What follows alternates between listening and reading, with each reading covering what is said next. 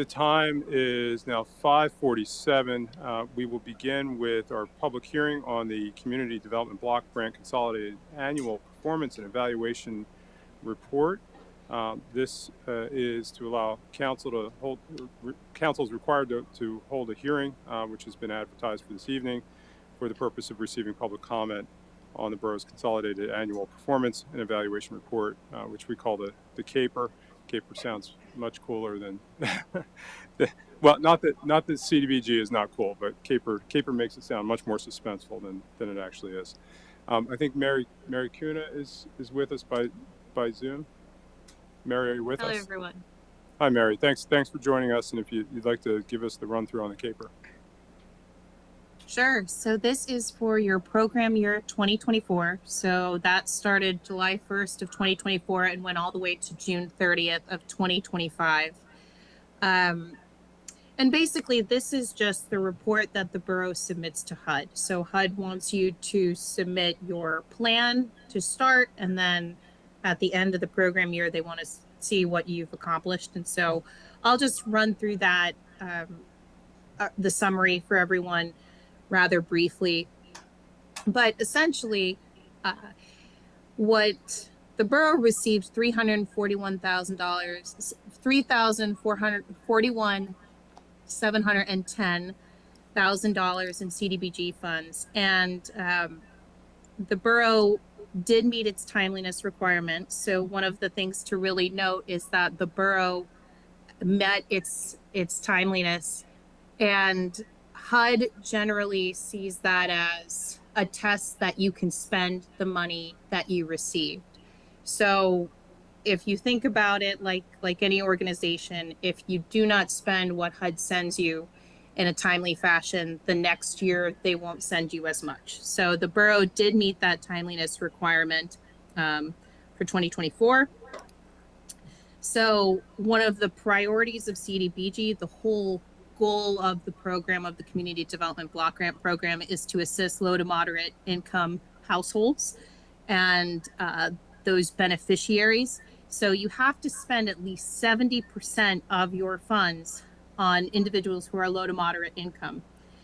The borough actually spent 98.1% of their funds on low to moderate individuals. So you beyond exceeded the expectations of HUD. One area that fell a little short was the maximum you can use CDBG for public service. And public service, in this case, you think about police patrols, community policing, that really shouldn't exceed 15%. That ended up actually going to 19%.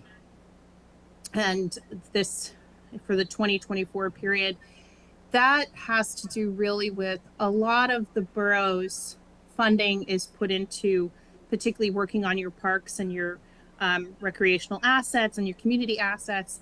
And some of this is really timing. As you know, it's incredibly hard to do work in the winter. And when you look at where CDBG generally falls, it seems that it was probably a timing thing with some of the projects. So you're able to spend the funds on the other activities. It's just the timing piece of when your program year ended.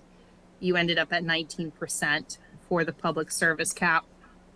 And then you were under the administrative cap. So you can never spend more than 20% of your funding on admin. Again, in 2024, the borough actually only spent 8.5% of that. So well below what you're allowed to spend. So you were spending it on activities. So really your accomplishments were you spent $67,000 for housing projects. So you helped owner-occupied household repair their home. The borough also uses this funding for code enforcement. So funds were expelled for code enforcement. When it comes to public facilities, the borough spent $263,000 on sidewalk assistance, community center utility payments, your Memorial Park and Lincoln Cemetery upgrades, Heberling and Palmer Park rehab, tree removal, bike-friendly infrastructure, Public service, again, I mentioned that one. That was used mostly for police patrols and for Hope Station.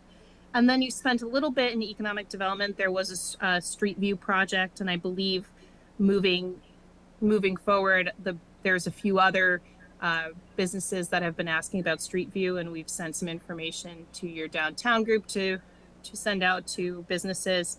So I think you'll be seeing that number go up in the following year. So again, for program year 2024, you did meet timeliness. You have an unexpended balance of $432,000 at this point that can be used. And from there, what we're going to do is you have a number of projects planned, so you should be well within timeline for next year to even spend those funds. And the other piece that HUD wants us to report on is your COVID funding. So you have CDBG COVID money still in the coffers, so to speak, which I think a lot of communities have. So the borough is no different than many other communities. The borough really just has about $45,000 left to spend those funds. And so I believe you're on track to spend those in a timely manner. But that is where everything stands. And again, the whole point of the program is to assist low to moderate households. And the borough has certainly exceeded that expectation with HUD. Thank you, Mary. Does council have any questions? Okay, is there any? It was more of just, it's, I don't know if it's for Mary. I think that it's for the summary that we received. It would just be helpful, I think, for me personally, even though I won't be on for next year, but under each accomplishment, it kind of has a summary of how much, but all the other items, like, it's not actually allocated how much went to what. And I think it would just be helpful to really be able to see that without having to look through the whole budget, just on the summary, just dropping those in so we can really see where percentages are and things like that. So that's all. Okay, thank you. Is there any public comment? No one here in the audience. Stephanie, anybody by Zoom? No. Okay. Thank you. Then what we will do is take action during our regular meeting, which will start in about 5 minutes. This hearing is adjourned. So you have 5 minutes to chat amongst yourselves. Thanks.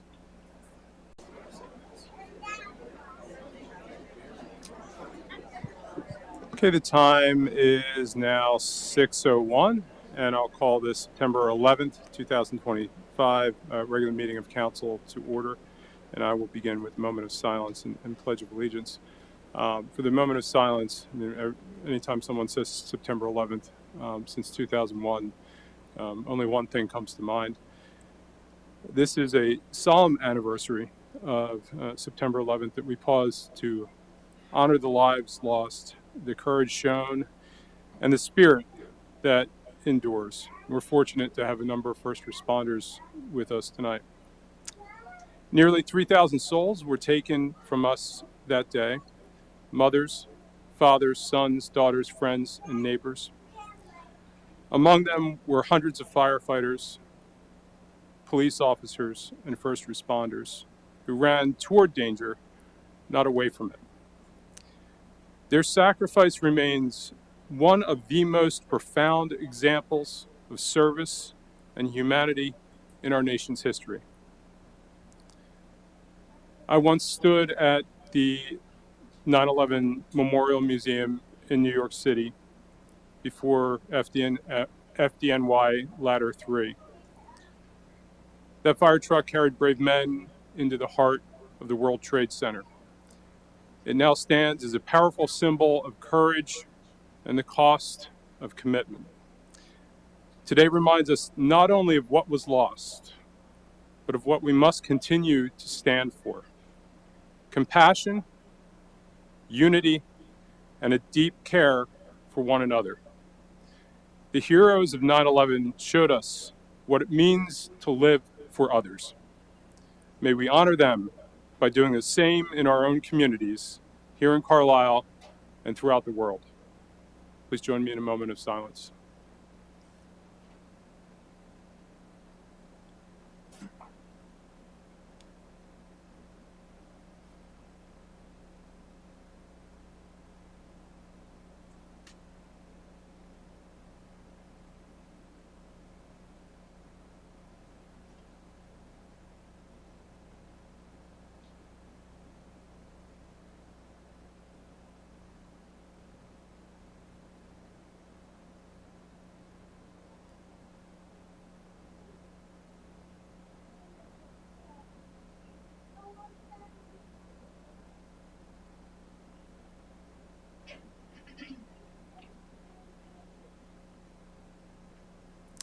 Please rise for the pledge.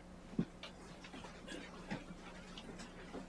pledge allegiance to the flag of the United States of America and to the republic which stands one nation under God, indivisible, with liberty and justice for all.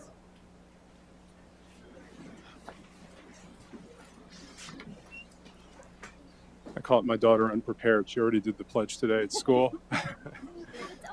She did it twice today. Madam Secretary, the roll call, please. Deputy Mayor Landis. Here. Ms. Millen. Here. Ms. Aguirre. Here. Ms. Bruce.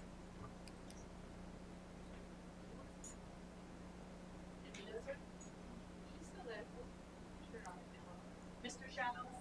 Here. Mr. Stubbe. Here. Mayor Schultz. Here. Mr. Pimentel. Here. I'm here as well. Sorry to butt in. I didn't hear Patricia. I don't think she has her microphone on, so I apologize if I Okay. didn't chime in where All right, appropriate. thanks, Jackie. We'll have to make sure the mic's on next time. So that was good, a good segue. I'll need a motion to permit Council Roos to attend by video conference. Is there such a motion? So moved. A motion by the Deputy Mayor. Is there a second? Second. Second by Councilor Mellon. All those in favor, please signify by saying aye. Aye. Those opposed say nay. Motion carries. And you have officially joined us, Jackie. Thank you. Thank you so much for allowing me to again join remotely as I continue to deal with a delicate health situation with my mother. Yeah, thank you, Jackie, and thank you for making time for council under the circumstances. We'll move on to opportunity for citizens and visitors to be heard, but first we have presentations. So after the presentations, we'll do our public comment period, and I'll begin with the Carlisle Fire Department Awards. Chief O'Donnell.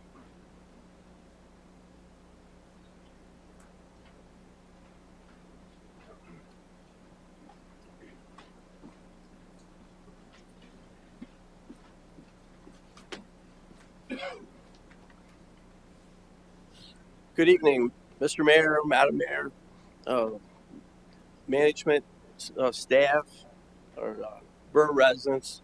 Good evening. We appreciate the opportunity on this solemn day in America's history, the loss of so many first responders, to remember their sacrifice and to honor our own. It's humbling to carry on this tradition that first responders do every day, and to recognize our local first responders that made a difference on May 13th, 2025. We often, as borough staff, discuss how well we work well with each other and how that is needed. This concept is true within the Carlisle First Responders community. On May 13th, the work of Carlisle Police Department, Fire Department, Cumberland Goodwell EMS worked together to save lives in several of our residents. Cooperation happens every day with local emergency services, and this cooperation makes a difference in the service that we provide. Tonight we are honoring 3 Medal of Merit recipients, 4 individual citations to recognize their rescue efforts. I'd also like to thank everyone that responded to this incident and the work that they do every day to protect our citizens. The award process has changed from what we have done in the past. As you know, we have had a great relationship with our local company chiefs, municipal chiefs, and surrounding municipalities. This relationship has led to a standardization of many of our operational administrative policies. Our award program is one that has been updated and expanded to our neighboring South Middleton Township. During this process, we agreed that we would provide support to each other to have an independent review of eligible award recipients. Tonight is the first time that we had the opportunity to use this process.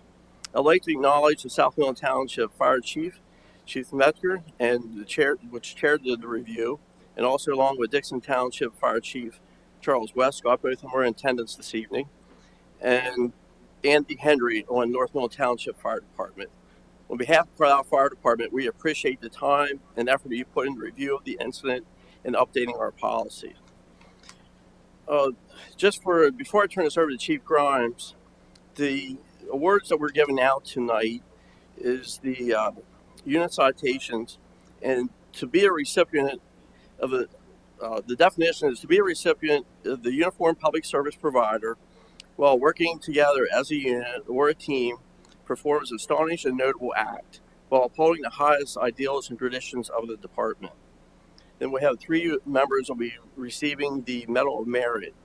This is to be a recipient and a uniformed public service provider in the course of direct firefighting or rescue operations performed acts of intelligent thinking and bravery while saving or attempting to save the lives of others that with moderate risk or low risk to themselves. Again, I'd like to congratulate all the award recipients and to all the first responders that make a difference every day. Our work is very challenging at times, but it's the most rewarding profession as well. We continue to provide a high level of service to our community, and most of all, return home to safe to our family after every incident. Before I turn over to Chief Grimes, Chief Hamilton wanted to be here tonight. He couldn't make it due to a commitment, and also Chief Pine of Cumberland Goodwill EMS is ill tonight and couldn't make it, but they want to extend their congratulations to all of you. Chief Grimes. Good evening, Council, Carlisle Borough residents. On Tuesday, May 13th, 2025, the weather was in the mid-60s with a light drizzle. At 0749, Cumberland County Department of Public Safety dispatched Carlisle Fire Department, Carlisle Police Department, Cumberland Goodwill EMS, along with mutual aid partners, to 629 South Hanover Street in the Borough of Carlisle for a house fire with possible entrapment. The Carlisle Fire Department, Carlisle Police Department, and Cumberland Goodwill EMS arrived on the scene within minutes of dispatch to find heavy fire and smoke coming from the attic and roof area and fire engulfing side C, or the rear of the home. Union Fire Company Lieutenant Noah Green, Carlisle Police Officer Stephen Ferguson, Cumberland Goodwill EMS Lieutenant Jeremy Fox broke out of the basement window to make a successful rescue. Cumberland Goodwill EMS crew paramedic Wendy Nieves, advanced EMT Brooke Harris, paramedic Jake Breen, advanced EMT Tiffany Bigler assisted with the evacuation of the first floor of the home of the residents. Crews encountered high heat, zero visibility on the 3rd floor attic space while extinguishing the fire. After extensive overhaul, Command 3 placed the box available at 10:51. Chief Henkin, Chief Landis, Chief Westcott, Chief Metzger, Mayor Schultz, and Manager Armstrong, would you please join me at the podium for the medal presentations?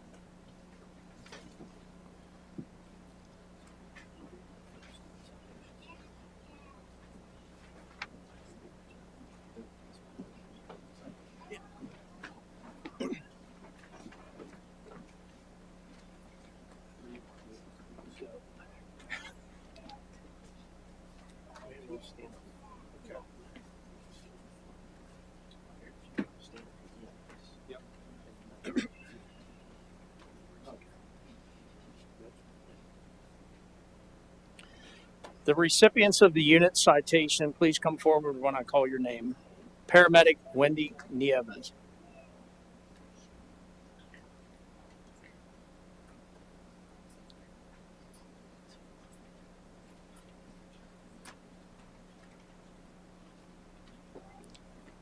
Advanced EMT Brooke Harris.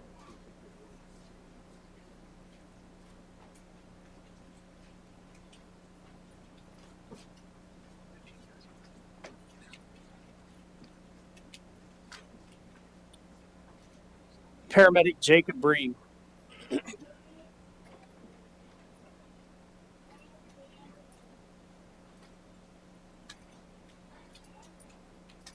Advanced EMT Tiffany Bigler. Just for note, that's my cousin.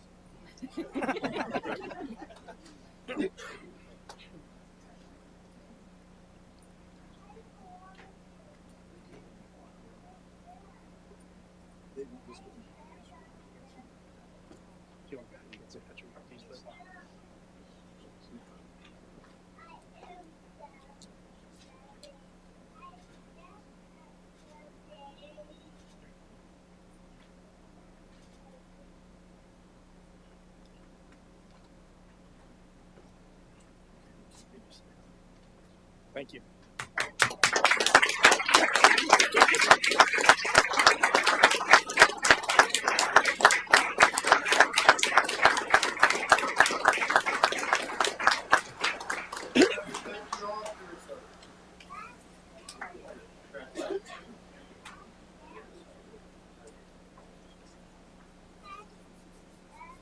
Recipients of the Medal of Merit, please come forward when I call your name. Union Fire Company, Lieutenant Noah Green.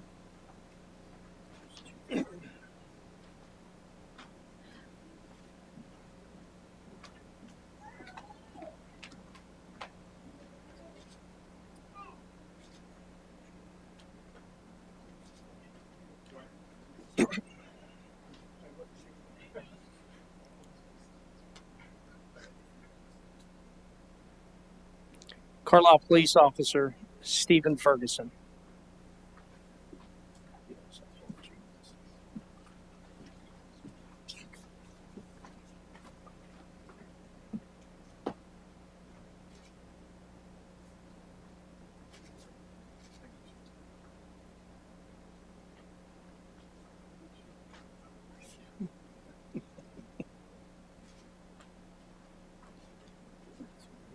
Cumberland Goodwill EMS Lieutenant Jeremy Fox.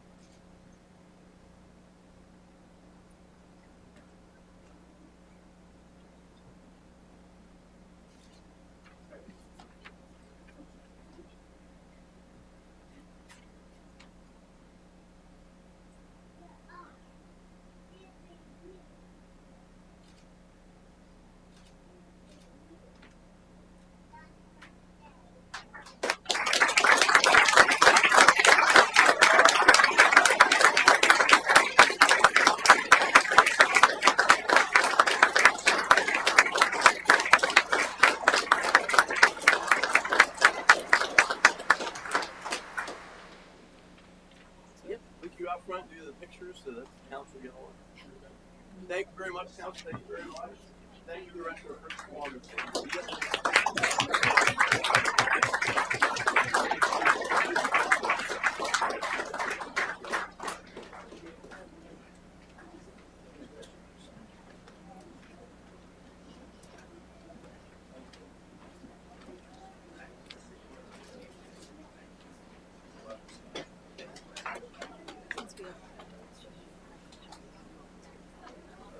All right. That's a really good point. And my mic's still on, too. So Deputy Mayor suggested that I plug the fact that anybody here in this audience could volunteer for any of the fire companies. So if you're impressed by what happened today, you can volunteer to be a firefighter. You could volunteer to help it out administratively. So you can go on our website, carlislepa.org, and find out how. And we'll just take a moment, allow the room to clear out.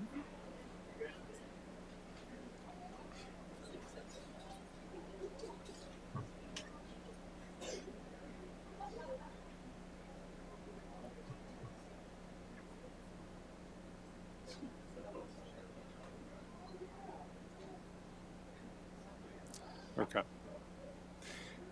Next, we have a presentation on High Street Accessibility Capstone Project by Ming Robinson. Ming had reached out to me. I work at Dickinson College, and Ming had done some research last semester and just wanted to share it. And I said it would be so much better if Ming was able to share it with all of you directly, and then we can ask questions and follow up. So this is actually the first presentation I get to hear about it too. We're all learning about it at the same time. Whenever you're ready. Can you see it? Oh, cool. Thank you so much. Thank you for having me. My name is Ming Robinson, and I'm a recent graduate from Dickinson College, where I now work at the Center for Civic Learning and Action. Some of my core values are community, environment, and accessibility, which I'll be talking about today. Before I start, I'd like you to picture this. You're walking along High Street, and You hear some cars passing. You feel a nice spring breeze. You can smell the blooming flowers, and you see a friendly face, so you wave. And on this imaginary walk, you've probably passed, stepped over cracked pavement and uneven surfaces through narrow or tight spaces. During my observations for this study, I looked at 3 locations along High Street: Bosler Memorial Library, St. John's, and Wise, during March for an entire week from the 9th until the 15th.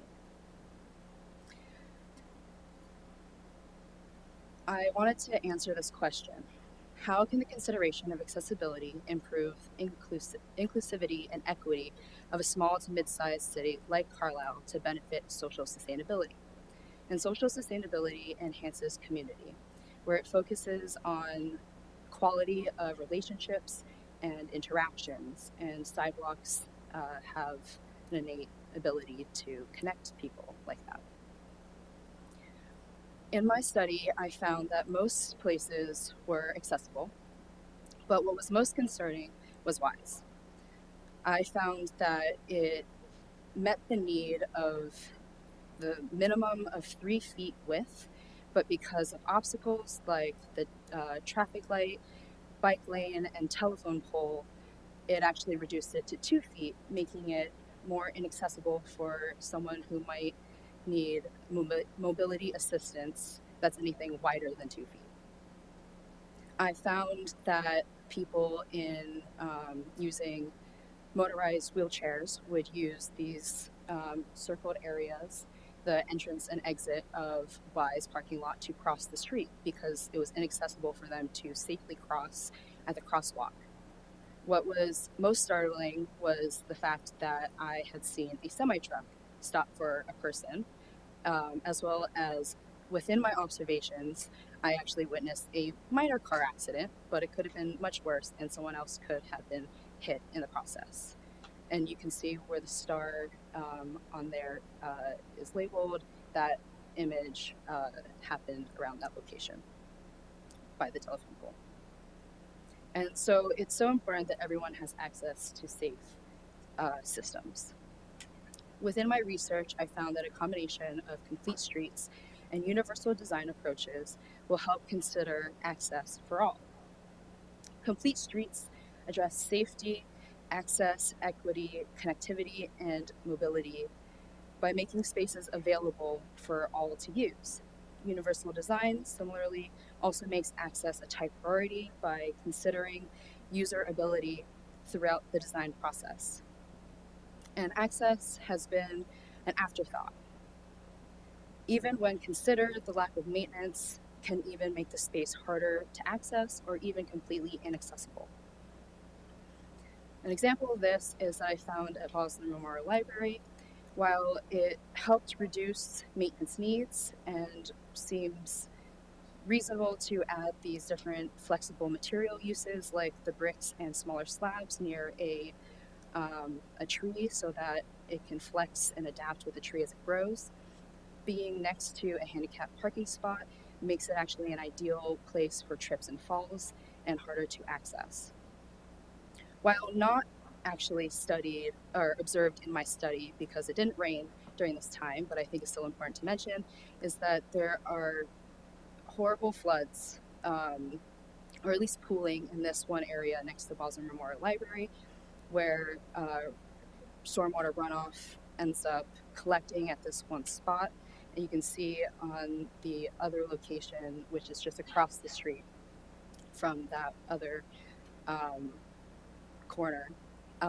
And an idea that could potentially help is the implementation of green infrastructure, which has many other benefits, but most importantly in this case, it could help reduce stormwater runoff.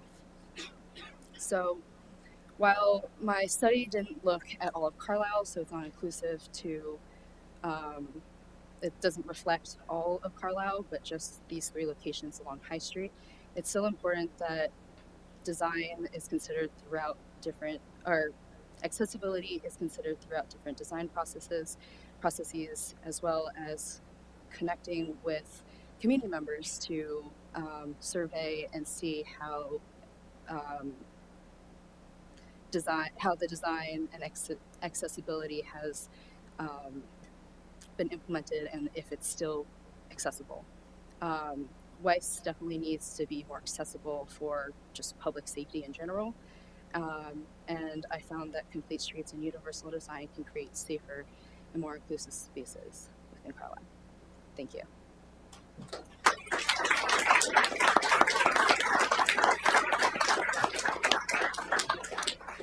Thank you, Ming. Does council have any questions for her?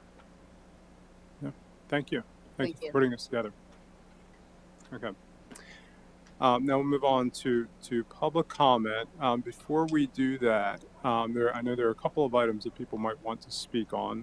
One would be the Bedford and East Street improvements. Is there any? Just give me a show of hands if you're going to speak on that. Okay, a handful, but enough. So I'm going to hold that until we get to that item, and then I'll do the same with the community trust and resource. Prioritization discussion. Is there anybody who wants to speak on that? I imagine there are more than a handful on that. Yeah. And okay, the welcoming ordinance. There you go. Okay. Okay. Sorry. Okay. So we'll hold that comment period until that item comes up, just because I think the discussion will be more robust that way. Other than those two items, is there anyone who would like to come and speak on any issue of borough government? And if you can't think of anything now, there will be another opportunity toward the end of the meeting. Go ahead. And we'll need your name and address when you step up to the podium.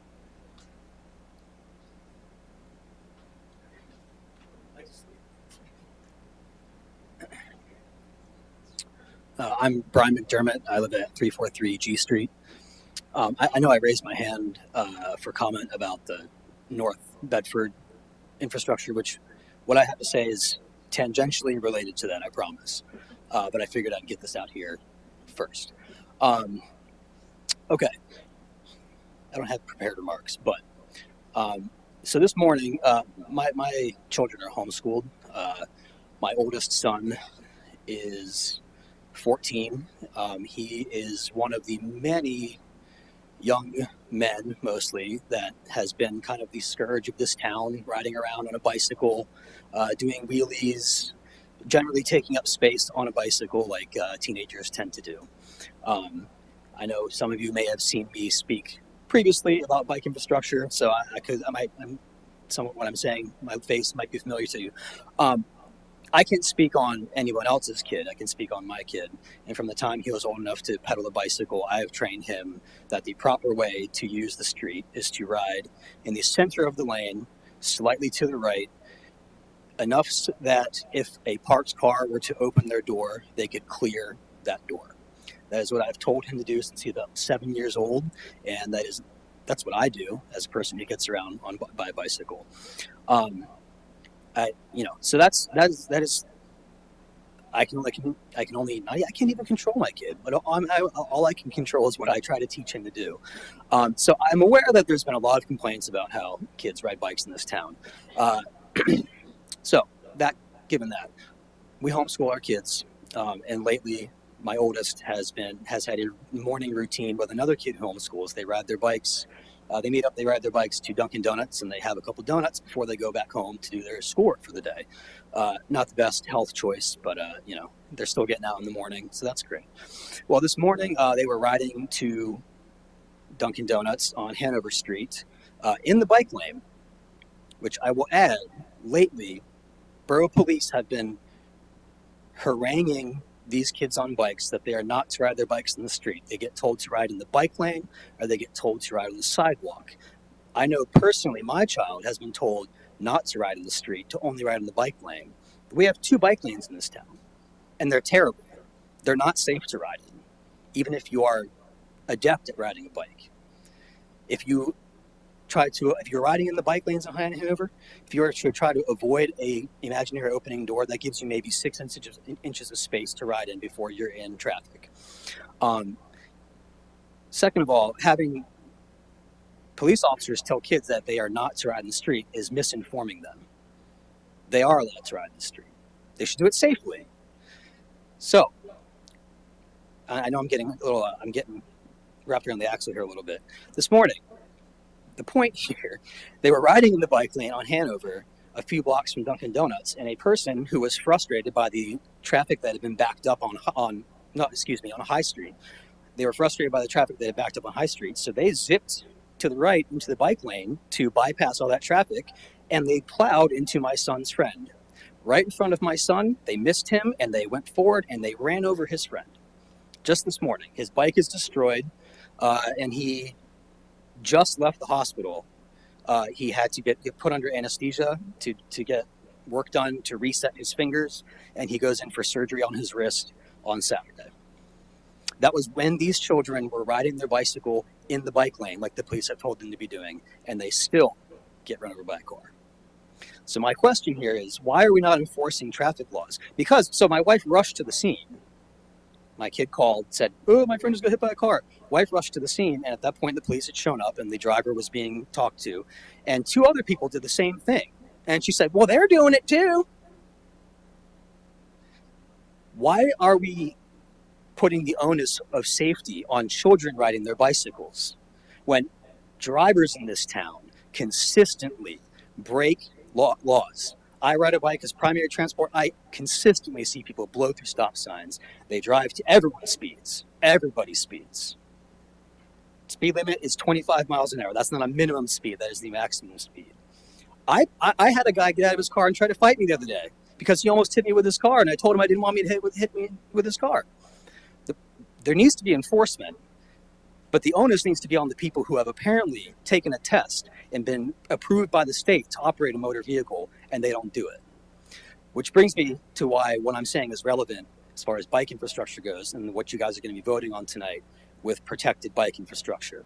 If we had protected bike lanes on High Street and my child was riding in a bike lane with a barrier between him and traffic, that woman who broke the law and crossed into the bike lane and hit a child wouldn't have done it because there would have been something to stop her. So I'm aware of these options we have for North and Bedford, which one is paint, which does nothing. That's what we have already. And the others involve protection, a barrier between cars and bicycles. And we're not, my understanding is we're probably not getting that, but paint is a start. So I know this is pretty lengthy. I'm sorry, but my child almost got hit by a car today. And his friend is very lucky that he's alive. He was literally like under the front of the car. So this is a topic I'm extremely passionate about. And I know there's been a rash of bicycle and scooter accidents just since school started, and people are pretty upset about it, rightfully. And there does need to be an education component, teaching kids how to properly ride in the street. My personal opinion is that should be on the school district, because that is actually part of the Pennsylvania core standards to be teaching road safety to children. But there is a much greater onus on people operating motor vehicles. And to get that to be driven home, there needs to be enforcement. And I'm not seeing it. I'm seeing kids get rolled up on by police, scared, told the wrong thing, that they're supposed to not be in the street or get on the sidewalk, which in the historic district, no one should be riding a bike on the sidewalk. That's also a danger to pedestrians. We need protected bike infrastructure. It is not safe for a person not in a car to exist in public in this town. And it's a policy failure and it's an infrastructure failure. And I understand that these are complex issues that are expensive, that are hard to enact. But if we care about our children and people who are existing outside of a car, we need to spend the money, the time, all of it. Thank you for listening to me. I'm done. Thank you, Brian. Yep.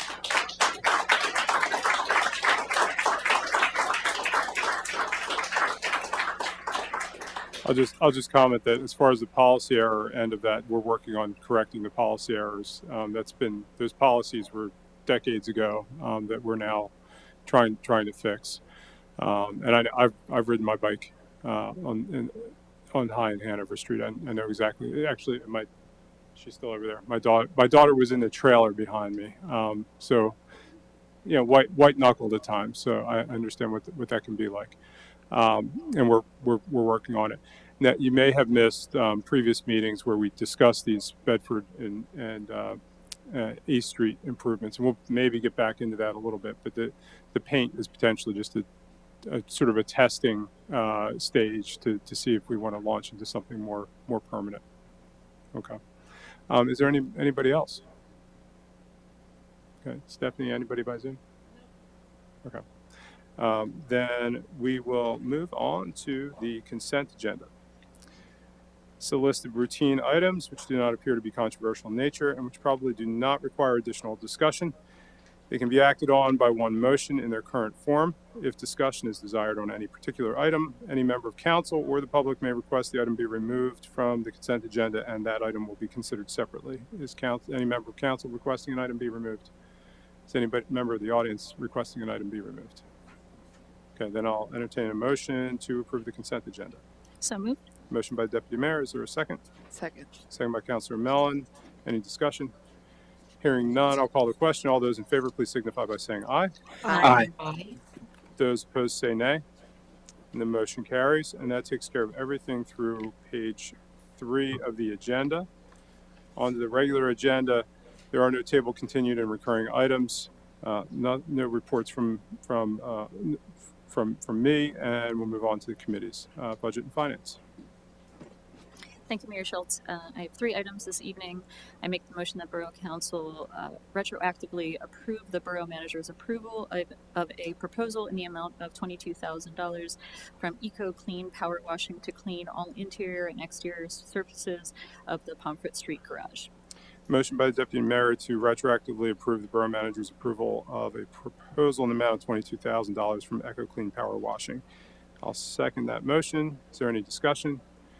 Hearing none, I'll call the question. All those in favor, please signify by saying aye. Aye. Those opposed say nay. The motion carries. And I make the motion that Borough Council approve the 2025 minimum municipal obligation budgets in the amount of $358,610 to fund the police, non-uniformed employees, and 401A pension plans for 2026 as required by Act 205 of the Commonwealth of Pennsylvania. Deputy Mayor makes a motion to approve the 2025 minimum municipal obligation. I'll second that motion. I'll just note this is to ensure solvency in our retirement plans, and as Deputy Mayor noted in the motion, required by statute. Is there any other discussion? Hearing none, I'll call the question. All those in favor, please signify by saying aye. Aye. Those opposed say nay. The motion carries. And I make the motion that Borough Council adopt a resolution taking the following actions to authorize additional supplemental budget appropriations to those funds and departments outlined in said resolution. And furthermore, amend the 2025 to 2029 CIP to add projects approved in 2025 and any 2024 projects not completed and carried over to 2025. Deputy Mayor makes a motion to adopt the resolution taking actions to authorize additional supplemental budget appropriations and to amend the 2025 to 2029 CIP capital improvement plan. Is there any? I'll second that motion. Is there any discussion? Hearing none, I'll call the question. All those in favor, please signify by saying aye. Aye. Those opposed say nay. The motion carries. And that completes my report. Thank you. Parks and Recreation. Yes. She's not checking. Jackie, would you like your co-chair to handle the Parks and Recreation items? I'm sorry. Yes, would that be possible? Sure. Sure, no problem. I have 2 items this evening. First, I move that council approve a license agreement with Carlisle Senior Housing Associates to install a wireless point-to-point radio network at the licensor's apartment building at 1 West Penn Street to carry security data from the Fairground Avenue Linear Park to the borough's camera network at the Carlisle Police Station. Councilor Mellon makes a motion to approve the license agreement with Carlisle Senior Housing Associates to install a wireless point-to-point radio network. Is there a second? Second. Second by Councilor Stubbe. Any discussion? Hearing none, I'll call the question. All those in favor, please signify by saying aye. Aye. Those opposed say nay, and the motion carries. And for my next item, I move that council approve a contract with DSC Solutions, LLC, to provide janitorial services for the borough facilities of Borough Hall, Public Works Garage, Stewart Community Center, and the Police Department for $51,000 for a one-year term effective January 1, 2026. Councilor Mellon makes a motion to approve the contract with DSC Solutions LLC to provide janitorial services. Is there a second? Second. Second by Councilor Stube. Any discussion? Hearing none, I'll call the question. All those in favor, please signify by saying aye. Aye. Those opposed say nay.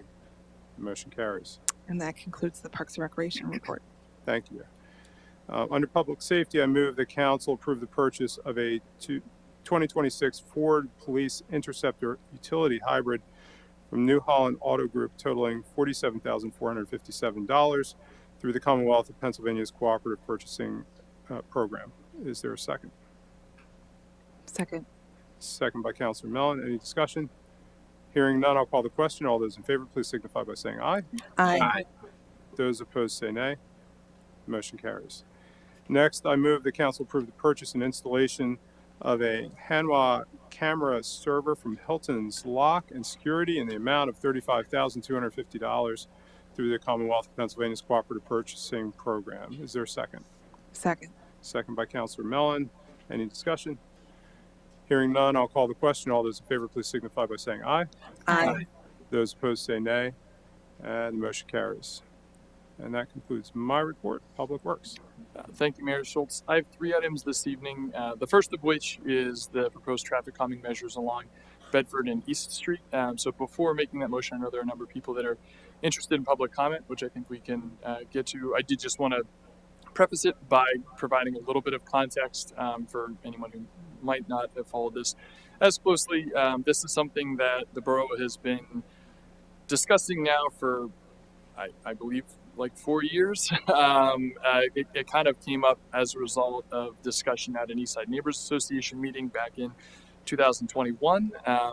Following that, there was a town hall, because that was 2021. It was held outside of Biddle Mission Park, where there was discussion about possible traffic coming along this corridor. Borough staff reviewed this and came up with some options. There was contractor hired to put together some design proposals. Then there was subsequently a town hall held at the Alliance Church. Then there have been additional public outreach meetings. There has been a survey sent out to members of the public along this corridor, and there's been a number of council meetings. Ultimately, I believe following council's last discussion on this, there were kind of 3 options that were discussed and presented by staff. One of which would be painting or striping along this corridor to narrow both lanes, which are currently one way, 2-lane roads, to narrow them to 1 lane and to add a parking protected bike lane. A subsequent option would be to do both of those, but then also add delineators in certain spots and possible speed humps. And then the third would be a much more expansive project, including curb bump outs, a possible roundabout at the top of the intersection where Bedford and East meet. And I think based on public comment, staff recommendation, and discussion to council, the option before us here is essentially a hybrid of those, which would be the paint option, so narrowing the corridor to one lane roads and adding the parking protected bike lanes, and then also having speed humps at certain locations. So this proposal would be for future design contract work, so essentially design for that along the corridor, which would then be bid out. But I think at this point we'll open it up to public comment. We should get the Or do we do the motion second. Okay, gotcha. Yep. I'll move then that Borough Council enter into an engineering design services contract with Dawood Engineering Incorporated for $38,590. This contract is for striping plus speed humps option 1.5 for the borough's Bedford and East Street corridors traffic calming project, subject to the borough solicitor's approval of the contract. Councilor Stube makes a motion to enter into an engineering design services contract with Dawood Engineering Incorporated for $38,590 for the striping plus speed humps option 1.5. Is there a second? Second. Second by Councilor Shiles. Let's take the public comment first. Is there any public comment on this item? There were hands up earlier, so I'm sure there is.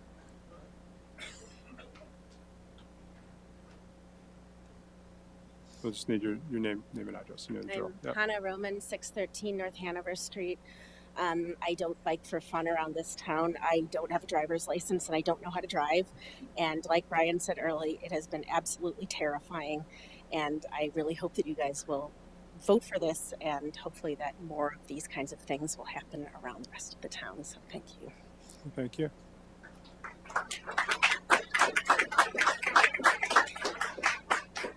Anyone else? Yep, come on up.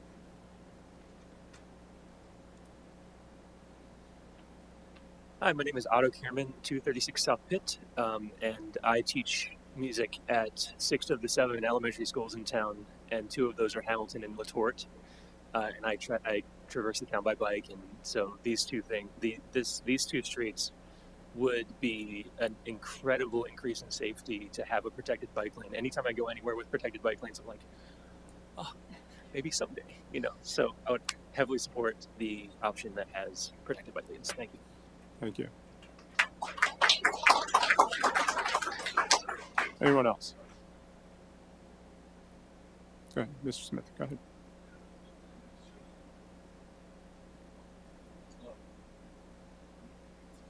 My name is Don Smith, 350 H Street. I'm a bicyclist. I oppose to this plan. We are a county seat. Our streets are important. Today's 9/11. If ever another catastrophe occurs and we need a mass exodus, we need our lanes for safety. You can still ride a bike down these streets, two-way streets.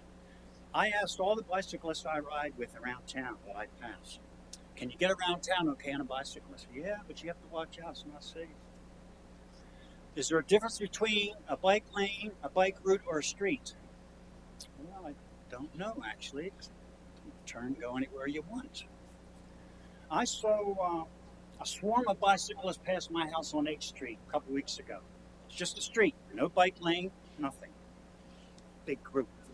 I said, oh, this town's a nice town to ride in. They all agreed, I'm sure. But you know, you're not going to be able to ride like that on your proposals. You're not going to be able to spread out or ride in a group and have fun. Now, if you're just planning on using a bicycle like Mitch might build, you know, with a drum on the back, and you know, that's different. Having those type of vehicles go through towns, you really have to be careful, and you should be selective on your routes. I would not take my child through town on a bicycle route. You know what? I go through the side streets, alleys, avenues. Yeah, I encounter people passing me too closely. I have a driver's license, I can drive, and I like clean air. I like all these things that we want. I like safety. Now, I didn't want to do this, but I'm running for mayor. I'm Republican. And when I stood out in front of the polls, Don Smith, Republican for mayor, I have a transportation plan. A couple one-way streets in town need to be two-way. I want Amtrak into town, and I want horizontally off the turnpike here at K Street. And I got a lot of attention. A lot of attention. I got a lot of votes. And so, like any other person or organization that comes in here and may ask for a delay to reconsider some things, I'm asking you, because in another book I read that made a lot of sense to me about leadership is truth-telling, promise-keeping, fairness, and respect for the individual. I've been battling this plan for 4 years. I was at the Alliance Church, or the Bedford Street Church, or East Street, East and North Street, 4 years ago when I first met Susan. She was just in the crowd. I didn't know who she was. I mentioned how, and I've had this plan for 12 years, not 4, 12. And when I mentioned that the previous borough manager would or could do a traffic study for these two-way streets, I think I made her mad. And I'm not here to make people mad or poke at people. I'm not poking the President of the United States. I'm not poking the mayor. I'm not poking the engineer. You should present the public with an alternative. We need these lanes, and you're taking valuable lanes away from us. And so this election, because I'm going to start campaigning now, two-way streets, Amtrak, Turnpike. You know, we need a comprehensive plan. So I'm asking you to delay this vote just for 50-some days, 3 more meetings. That's all I ask. Respectfully yours, Don Smith. Thank you very much. Thank you, Mr. Smith. Is there any other public comment?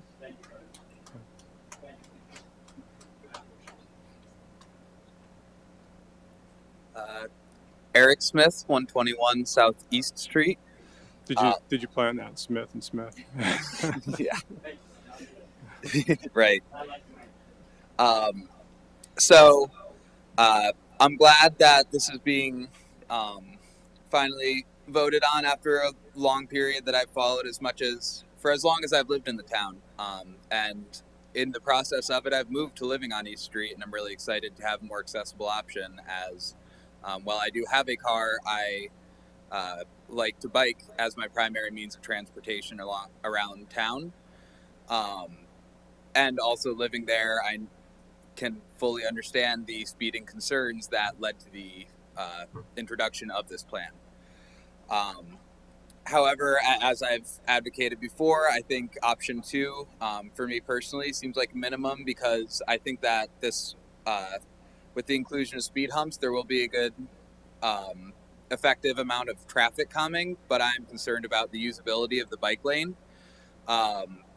Because without vertical barriers, I'm concerned that cars will not park within the spaces designated for them, and will instead, out of a reasonable concern for not having their mirrors swiped off by people going down the road, since we've seen that happen, especially on car show weekends, they will park into the bike lane. So since we're not doing that, or at least that's not being considered right now, and I hope it will be as an addition in the future, as was discussed earlier, I would urge the borough's parking enforcement agents to keep an eye on this and enforce parking that restricts the bike lane just as much as they would parking that is farther from the curb than it's supposed to be and restricts the driving lane. Because I really want this project to succeed in its goals, both of calming traffic and making the borough safer and more accessible to bike in.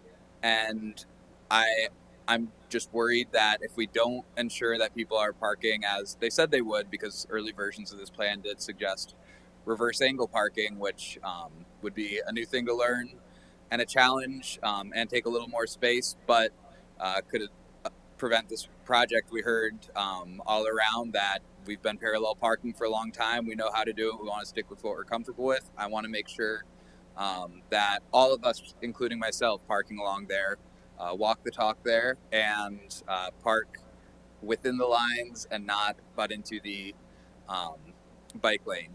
I also want to just remind everybody that between all of these options and the project in general, of course, as usual, one of the biggest sticking points is cost. And one of the things that goes unsaid with cost is the costs that have already been expended in constructing these roads. Cars are not a default because they are the best in themselves. Cars are a default because we have invested as a country and as a town incredible sums of money in building and maintaining them. And so we are not asking for something separate or different. We are just asking to have the freedom to choose another mode of transportation. And over time, I believe that giving people this option and reducing the need for a car to be safe in town, as Brian was discussing earlier, will in fact reduce long-term costs by reducing the wear on our road from these much, much heavier vehicles. Finally, I'll mention that while I too would love it, I do understand that we have no control over Amtrak. So I really hope that we look into options for connecting to rail and expanding bus and rail connectivity in the region, how we can as a borough, but also that I don't want to put that in the lap of the borough, since I know that Amtrak is a federal corporation that we do not have any control over. Just like the PennDOT is a state agency we don't have control over. So thank you and council and all the citizens that frequently lobby PennDOT to fix up High and Hanover and our other PennDOT owned roads and make better bike lanes there. And I hope we keep doing that and get a response from them sooner than later. Thank you.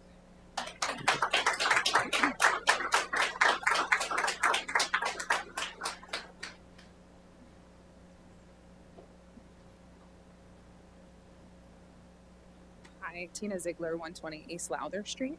I live right smack in the middle of East and Bedford Streets, and I am not a biker, but I am a pedestrian that doesn't feel safe walking on East and Bedford Streets as they are, because they are 2 lanes, and like many people have cited, people decide to go out of 1 lane into parking, especially Bedford, when it's like halfway. It's like a lane and a half at places. So as a pedestrian, I think that it would also just help people feel more comfortable walking and traveling along those streets. And so my dog and I would really appreciate it if you would support this. Thank you. You come on up, Jen.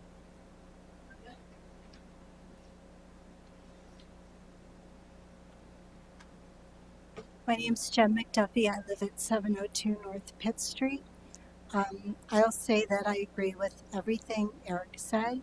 I really appreciate all of the time and the thought that the borough staff has put into designing these parking protected bike lanes on Bedford and East, and I strongly encourage you to adopt them. I will say that I would love to see option 2 instead of option 1.5, but if 1.5 is what we get, the nice thing is we can always up it to option 2 later. But the reason I wanted to talk is twofold. One is I just want to remind you that traffic usage studies were done way back when they first started to talk about this, and there wasn't enough usage to justify 2 lanes, which is why they proposed to go down to 1 in the first place. And the second thing is, as Brian was talking about, the only way you can really protect a pedestrian or a cyclist is to have an obstacle protecting them. I wear my ankles bracelets all the time. I wear my helmet all the time. I wear my vest all the time. I try to be as visible as I can possibly be. I follow every rule of the road there is because I taught it for 10 years in North Carolina, and Mitch and I want to go talk to the school board about educating our kids. But the point is, I have still been hit. Not in this town, but in other towns, being as careful as I can possibly be. I've had a Coke can thrown at me at this town. But the point is, the only thing that truly protects a pedestrian or a cyclist is a barrier. And so please consider 1.5 or 2. And then we'll finally have these wonderful parking protected bike lanes, and I think everybody will love them. Thank you.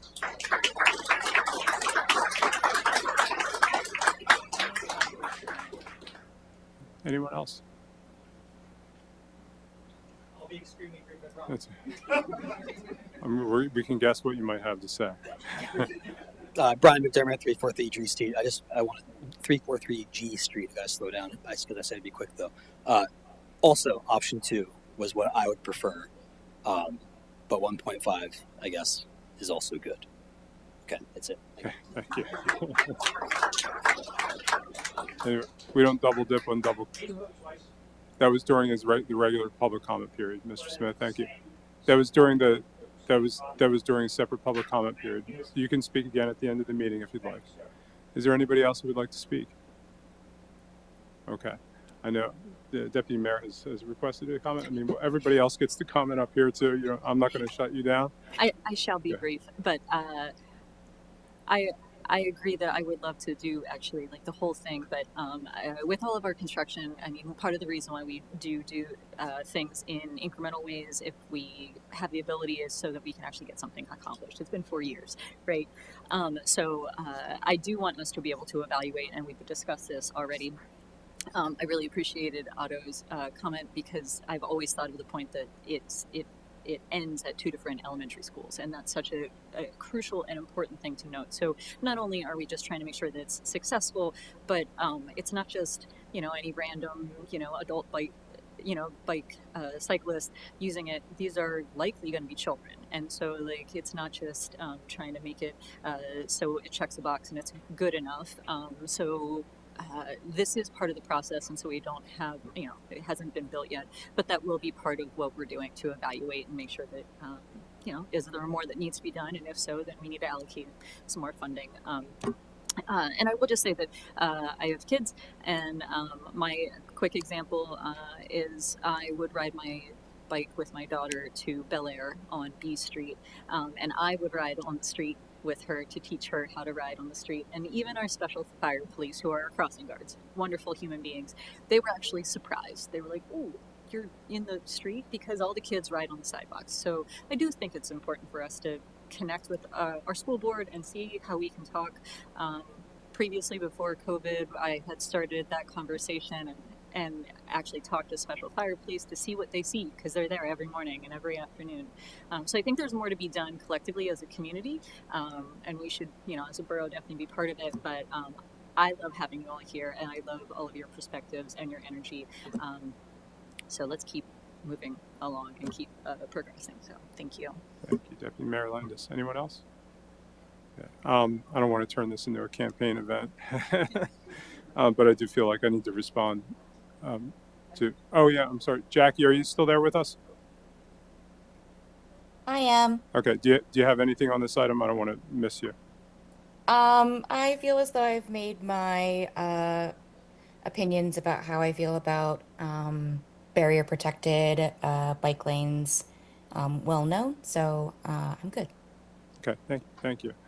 And I don't want to misattribute. I think maybe Eric, you mentioned the subsidy that we put into roads for vehicles, and incredibly true. I mean, we've done that throughout this nation, at least since the 50s, and we do need to start turning that corner, pun intended, to a new way of transportation, and I think that's been the trend, and it's been the trend for an important reason.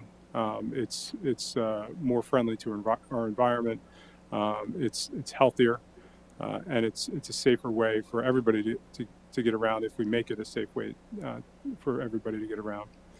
I was a member of the Mayor's Innovation Project cohort on pedestrian bicycle safety last year, and one of the things that we came away with was that you do some of these sort of quicker build projects, sort of test design and see how things work. And I do think this is a springboard to something more. I want to address a couple points, maybe really just one major point that or distinction I think that should be made from the one comment that was made opposed to this. I live on the north side of town, the lettered streets, and it sounds like a number of you do too. It's a very different type of neighborhood, very different type of transportation infrastructure and use of that transportation infrastructure in that area of town than we have on Bedford Street. I lied, there are going to be 2 points. To try to suggest that what happens on H Street or G Street or F Street, Jen, I forget where you are exactly. I know you're right down Pitt Street, not too far from me. That would be the same thing that would happen on Bedford Street is obviously illogical. 2, and I've discussed this with Mr. Smith previously, the suggestion that we would have 2 lanes of traffic going in opposite directions. How many of you as pedestrians would feel safer with that? Is there anybody? And here's the issue with that, right? Is now you've created another variable. Now pedestrians, instead of having to look one way, have to look both ways. And drivers are looking through traffic that may be coming toward them and looking for pedestrians at the same way. It makes a much less safe situation for folks. And that's why that was never an option before us. We're trying to make these streets safer for pedestrians and cyclists. And that's what we're going to take the next step in doing that this evening, as I think council will approve this unanimously. One last chance. Is there anybody who would like to make any comment? Okay. Then, no, Mr. Smith. No. Right. We're putting the onus on the pedestrian instead of the person who's driving a 2-ton vehicle. Okay. All right. I like my chances in November, Mr. Smith. Okay. I'll call the question. All those in favor, please signify by saying aye. Aye. Those opposed say nay. The motion carries. Thank you. Next item.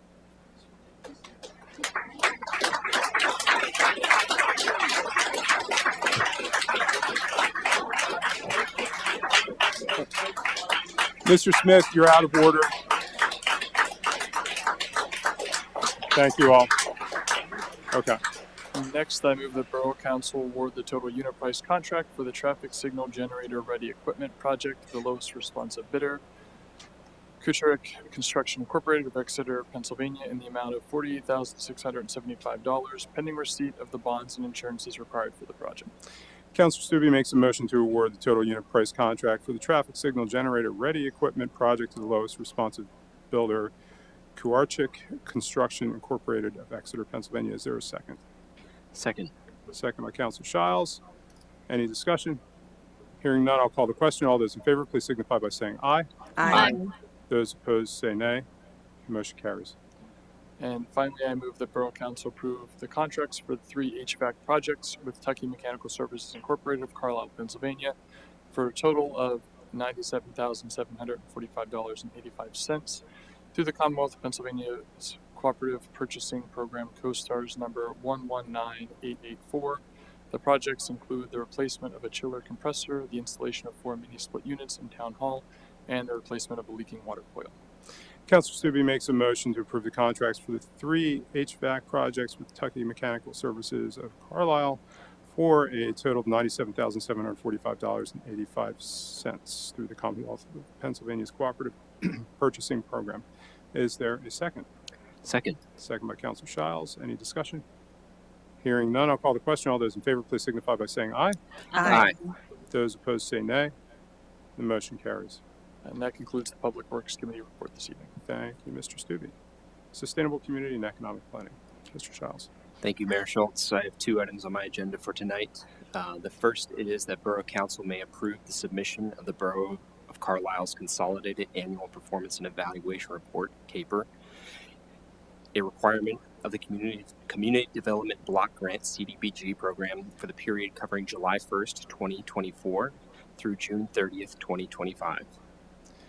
Councilor Shiles makes a motion to approve the submission of the Borough of Carlisle's Consolidated Annual Performance and Evaluation Report. Is there a second? Second. Second by the Deputy Mayor. Any discussion? Hearing none, I'll call the question. All those in favor, please signify by saying aye. Aye. Those opposed say nay. The motion carries. The second item on my agenda for tonight is that Borough Council may waive preliminary plans and public outreach meeting and approve the final land development plan for Wolf and Tiger LLC to develop Lot 5 in Rittner Park at 1625 Rittner Highway in the I-1 General Industrial Zoning District, subject to the applicant's acceptance and satisfactory resolution of the conditions listed herein. Councilor Shiles makes a motion to waive preliminary plans and public outreach meeting and approve the final land development plan for Wolf and Tiger LLC to develop Lot 5 in Rittner Park with 1 T. I think it's a typo on it. And at 1625 Rittner Highway. Is there a second? Second. Second by the Deputy Mayor. Any discussion? Hearing none, I'll call the question. All those in favor, please signify by saying aye. Aye. Those opposed say nay. The motion carries. Thank you, Mr. Shiles. Next is new business. So this is another opportunity for anybody who would like to provide any public comment on any issue of borough government. Is there anybody who would like to make any further public comment? Go ahead, Mr. Smith. Now's your opportunity. Thank you very much, Mr. Mayor. And thank you folks for your time. I really appreciate it. What makes me a Republican? In my opinion, I'm a spirited person. I still feel like a child. Throughout my life, really, war and education and fear has been a big part of what makes me what I am. I grew up in a big family. Almost everybody was older than me. Everybody's bigger. Everybody told me what to do. I served everybody. So I kind of look at 4-H: hands, head, heart, health. I look for opportunities. Okay, I listen to people. Who needs help? What do you need done? Before any dollars come into play. Okay, I looked up Democrat. It says not snobbish. So we need to work together here. I have 9 sisters, 7 of them older. I have nothing against female leadership. All my brothers told me what to do. I serve them all. I'm an individual political activist. I come here by myself, I leave by myself. I'm running for mayor. I've always been active, trying to take care of myself. I have no money, but I take care of myself, and I'm looking to help other people. I want to be safe. I like bicycling. I think we're moving too ahead. The cycling is changing so fast. We have, battery-powered vehicles out there now. They're fast as cars. They're not pedaling around like me, slowing, going uphill. So, you need to really look at this. And you want to put businesses in neighborhoods and you're taking lanes away? Traffic volumes are increasing and you're taking our lanes away? We're a county seat. We're in the center of the valley. People need to get through. So thank you very much for your consideration. And I wish I would have had a Dickinson student help me with the claim so I could put something up here to show you what the streets could be like to help us all. Not just me. Not just Mitch, who's up for re-election. The mayor's up for re-election. I might be here. That's all. Just, 60 days. 60 days I asked you to wait. You didn't do it. Thank you very much. Is there any other public comment?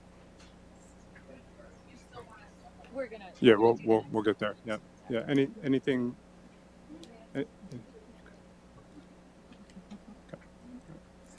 Okay.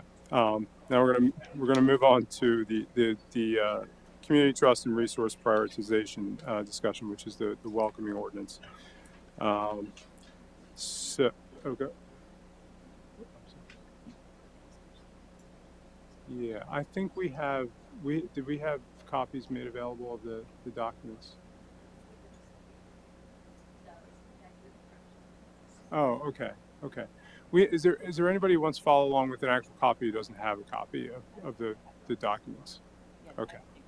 So why don't we take a moment? Anybody who wants a copy of the documents that we'll be discussing, just raise your hand. If we don't have enough, we might need to share, befriend people.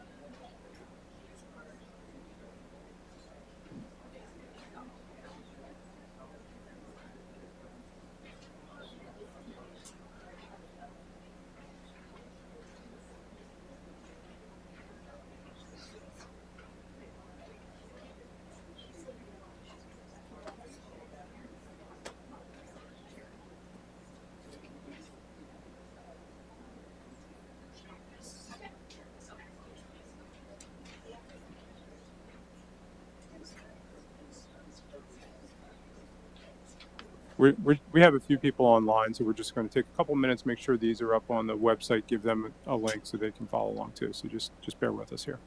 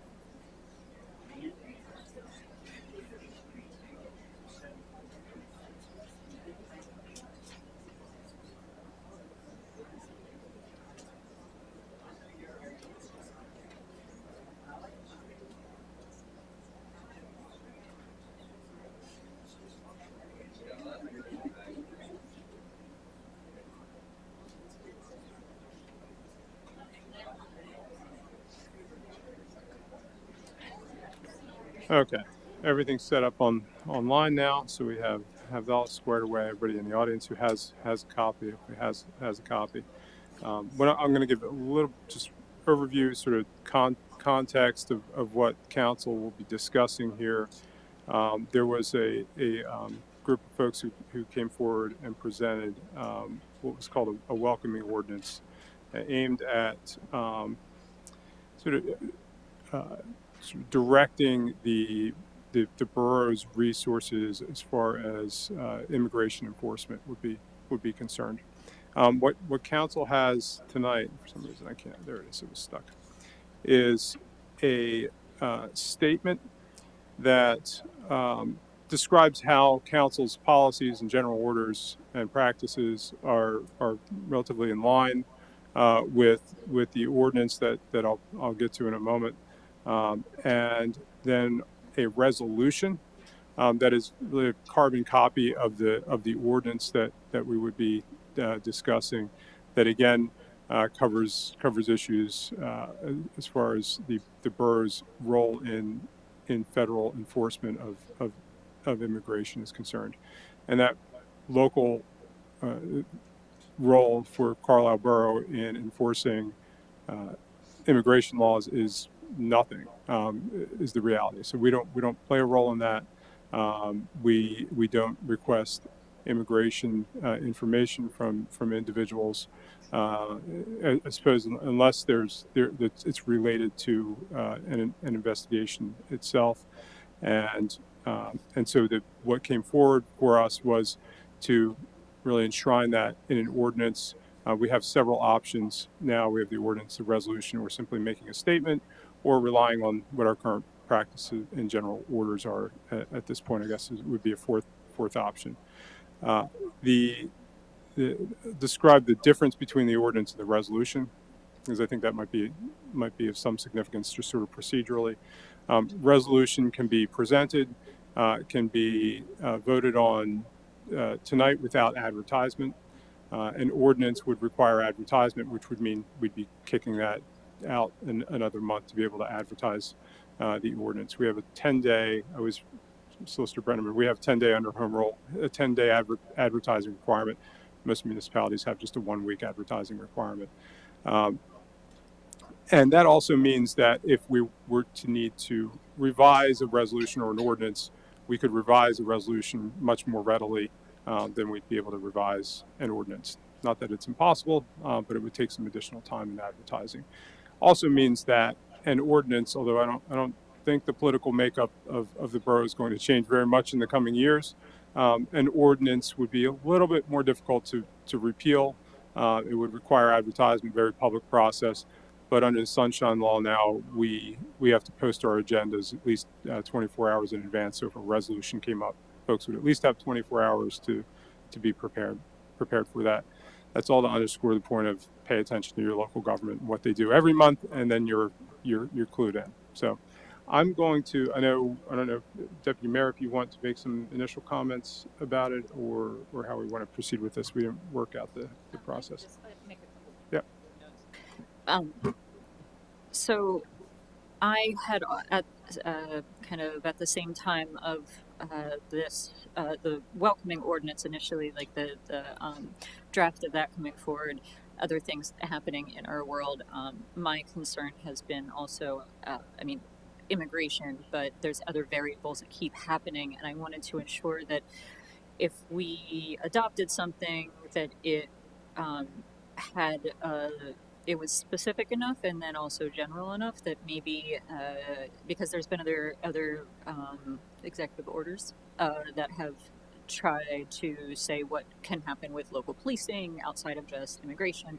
So that's why also the title changed, so we didn't mean to confuse you, but it was more to try to really go to the heart of what we're trying to achieve, which is community trust. And also we are a home rule community. That's what that first statement says.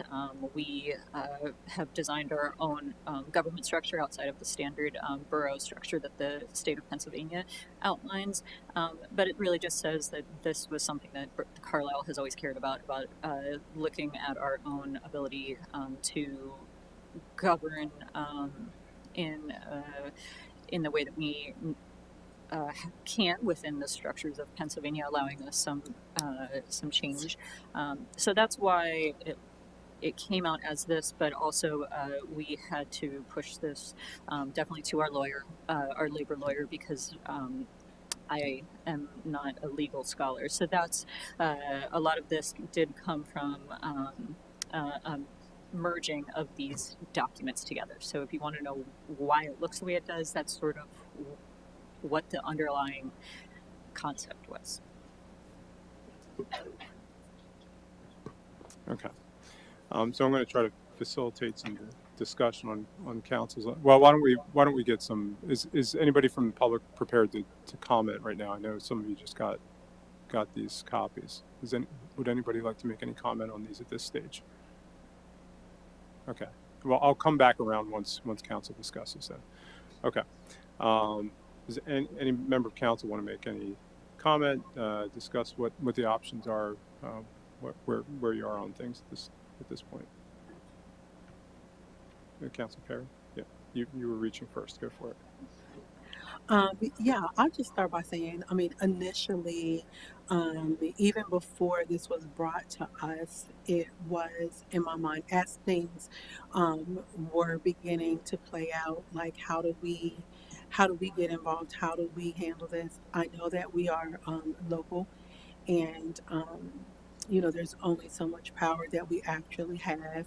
But one thing that I've been thinking about more and more in the past couple of months is that it is important to me that we always stand firm in who we are, and sometimes that means that you have to fight back against things.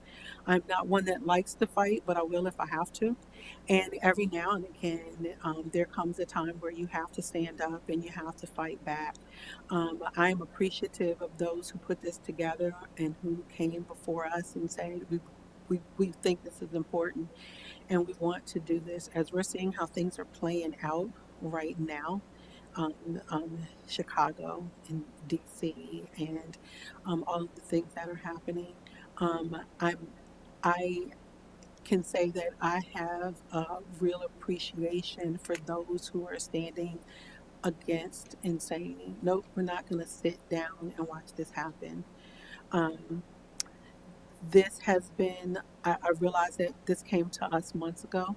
I am one of those people who's a little impatient, and when I want something, I want it right then. And so, but understanding that why it took us the time that it has taken us to bring it back out, and I'm grateful that you all are understanding that. I am, uh, when I look at the ordinance and the resolution, honestly, I am okay with either one. I think that we have to, for me, we have to do something. This is important. Um, it's important. So thank you for everyone who's come out tonight. For those who may want to get up and say something, and to the council for the great conversations that we've had about it. Um, I think I've kind of talked in circles. So if I did and you feel like that, I apologize. But I wanted to make sure that that I spoke and that I say that I think it's important that we're standing up for each other here in Carlisle. So Anyone else? Councilor Childs, yeah. Thank you, Mayor Schultz. I did kind of prepared a statement, so I'll just read that. I want to take a moment and explain. I'm in favor of the resolution, but I'm also more in favor of the ordinance. And I do feel, I guess, an urgency. While I do feel an urgency, I also have to remind myself that this xenophobia that we're experiencing in this country right now is nothing new. Fear and hate towards immigrants has been a feature of America since its founding, and it is evident in our history. In the history of our laws. You can start with the Naturalization Act in 1790, which only allowed free white men to become citizens, the Chinese Exclusion Act of 1882, which prevented people of Chinese origin from obtaining citizenship, the Johnson-Reed Act in 1924 that barred immigrants from Asia and set immigration quotas for Eastern European countries, the Japanese concentration camps of the 1940s, which we have an example of in this very county, Operation Wetback, excuse the slur there, but that's what it was called in the 1950s, conducted under the Eisenhower administration. There are plenty of examples of racial covenants and deed restrictions in this very town. Many of them are nullified, but they still exist on the documents. This country and this very borough has seen these sentiments wax and wane over time. And while we may be at a new zenith for immigrant hate, there is plenty of history that says this has happened before and it will happen again. I'm highly appreciative of Chief Landis and the fact that Carlisle Police has no modern history of working with Immigration and Customs Enforcement. I appreciate that this borough effectively acts as though we have a welcoming ordinance in place, in that we already follow nearly all the provisions written out in it. I also know that Chief Landis nor this council can serve indefinitely, and that gives me enough reason to favor the ordinance codifying the actions we are already taking into law, because it has staying power. What had become obvious to me in watching the legal proceedings of Maurizio, an immigrant lawyer who sought asylum here in Carlisle and was taken by ICE while trying to pick up his children, was that the more we could slow up the system, the more they will leave us alone. They're searching for easy targets, and the more we see our community waver and capitulate, the more they know they can get away with. I don't think we should fear this administration because it thrives on fear. I want us to think about what our human relations ordinance would look like if it were just a resolution. If we can't stand up for immigrants today, it will be marriage equality tomorrow, reproductive rights, anti-discrimination laws, and women's suffrage tomorrow. And that's all I have to say.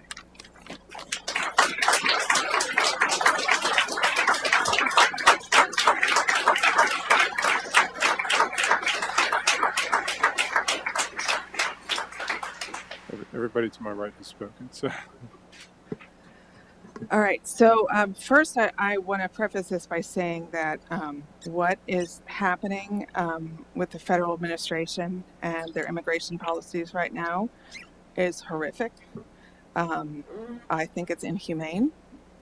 I recognize a lot of you out there. I've worked side by side with a number of you to make some lasting change and to take a stand in this community. If I had not been appointed to council and then later elected to my seat, I would probably be sitting right out there with you right now, demanding that we do something. I understand that we are feeling powerless right now, and we want to do something and somehow make a difference. Having said that, however, I will vote no on a resolution or ordinance. And I'd like you to give me a second to explain why. I want to point your attention to the statement, which the mayor has already referenced, which goes through a series of points, there's 6 points, of things that the borough is already doing, which really, to me, makes this ordinance or resolution obsolete. I have yet to see or hear a material benefit from passing the resolution that outweighs what to me are the potential consequences of passing it, which can be dire. Many cities and towns throughout the country have already been sued by the Justice Department for such ordinances. I think it would be irresponsible for us to open ourselves up to a lawsuit that would require us to spend taxpayer funds to defend in court. I don't know that they have a leg to stand on, but it will be tied up in court, and that costs money. The borough relies, as we've said before, on a number of federal grants as well as state grants made possible by federal dollars, all of which could be at risk for retaliation. Previously allocated funding can be frozen, and we can find ourselves locked out of future grants. And we have seen already in just the first 9 months the pettiness and vindictiveness of this administration. We've also seen just recently how the Department of Homeland Security plans to use a federal facility, the Naval Station Great Lakes, just out in the Chicago area, to stage hundreds of ICE personnel for targeted enforcement. This ordinance will do nothing if this happens at the Carlisle Barracks. We won't be able to stop ICE enforcement raids from being staged at Carlisle Barracks for the greater Carlisle area. What's more, I believe that would actually be more likely to happen in reaction to us passing this ordinance and as a means of teaching us a lesson. Most importantly, I have not heard yet in the long time that we've been discussing this for the last several months from any of the members of this community who would paradoxically be, I think, the most vulnerable should this ordinance pass and inspire retaliation from the current administration. Do the very people that this ordinance purports to help, our immigrant neighbors, actually want us shining a spotlight on this community and them right now that could cause raids and retaliation? And I'm not willing to take the risk of possible increased enforcement actions that would be taken in retaliation for our actions that could end up causing more harm to the people that you all most want to protect. And as a result, I support the issuance of our statement and not of the ordinance or resolution. Councilor Stevens. Sure. So I just want to share that. I also support the statement we have before us, as is clear here and has already been discussed. The things that are proposed in the ordinance resolution are, in a sense, already addressed. What they're doing are the ordinance or the resolution are codifying or formalizing things that the borough already does. So I don't know what the process is for us adopting the statement, but I mean, if we are taking action tonight specifically, I would be more in favor of this evening just focusing on the statement. That said, I'm not inherently opposed to the ordinance resolution. I know that we can technically vote on the resolution tonight, but because of the fact that they've only just now been made publicly available, I think that for transparency's sake, we shouldn't formally vote on either. Well, obviously we can't actually vote on the ordinance this evening, but I don't think we should vote on the resolution this evening. It should be voted on at a subsequent meeting, so there is ample opportunity for it to be publicly disseminated. I know that sounds like it's kicking the can down the road, but the individuals here, the individuals online have only just got the opportunity to see these documents now. So this is only the really first time we've actually had a public discussion on this topic. So if we are going to vote on the resolution, I think similar to what it would be with the ordinance, that vote should occur at October meeting as opposed to this evening's meeting. Thanks, Councilor Stubbe. Councilor Bruce, do you have anything on this issue? I do, yes, thank you. I am at the very least in favor of the resolution and probably prefer it over the ordinance, mainly because I feel as though the resolution allows us an increased level of flexibility and speediness. I know that there has been some comment from the community that this process has been long and drawn out in a way that has been frustrating to some, and to me. I feel that as well. But at the very least, I am in favor of the resolution and would also be in favor of an ordinance. That's all. Thank you, Councilor Bruce. I would just like to say that I am also in favor of resolution or ordinance. I'm fine with adopting a statement as a starting point because it's on the readily available. But I do think codifying it is crucial. And I will just say, this is technically under reports from counselors, and I did have a plan to bring up something, and it goes off to what Councilor Stubbe said. This is my last year. I've brought it up before, but I looked at my list of things that I wanted to happen before, like when I first started at council, and one was transparency. And I feel like I have failed that. I did want this to go out to you all in advance, but it's not something that we have available. The school board does have all of their documents available, pretty much. I mean, I'm sure there's a couple that can't for legal reasons, but this is why when you are not informed in advance, to have a good conversation, to be able to stand up here and have an educated statement. And I've been in your shoes, and that's actually why I ran for council, because I was going to sit there and I was going to get up there and I was going to be nervous and I was going to say something, and someone next to me knew something that I didn't, and it basically made my point move.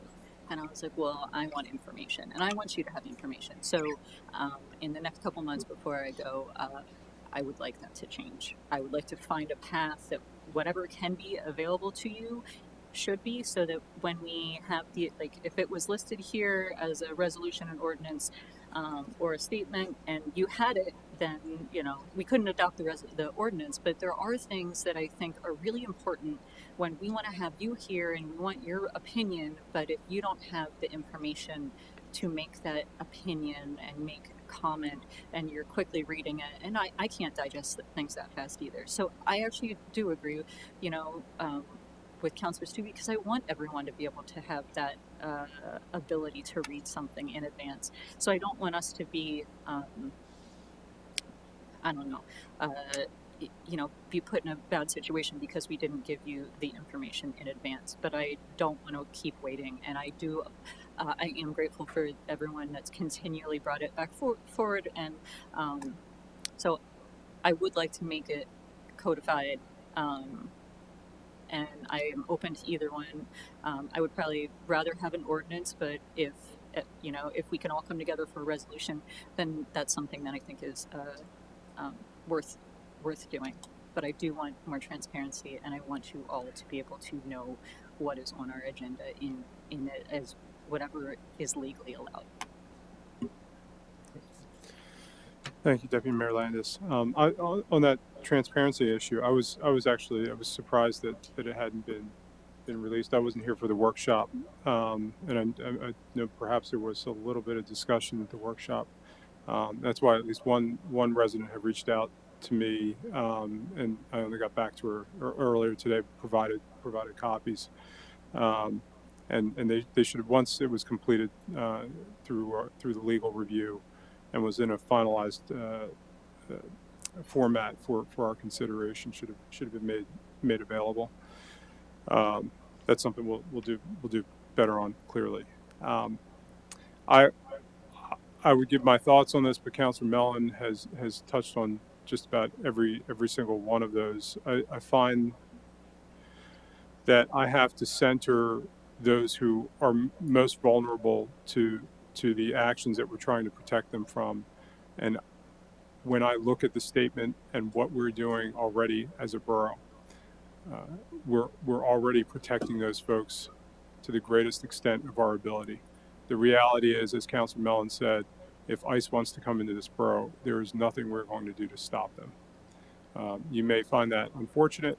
They may erroneously arrest people who are have legal immigrant status, which has happened, not just under this administration, perhaps more so. I haven't seen the data on it, but has happened prior to this administration.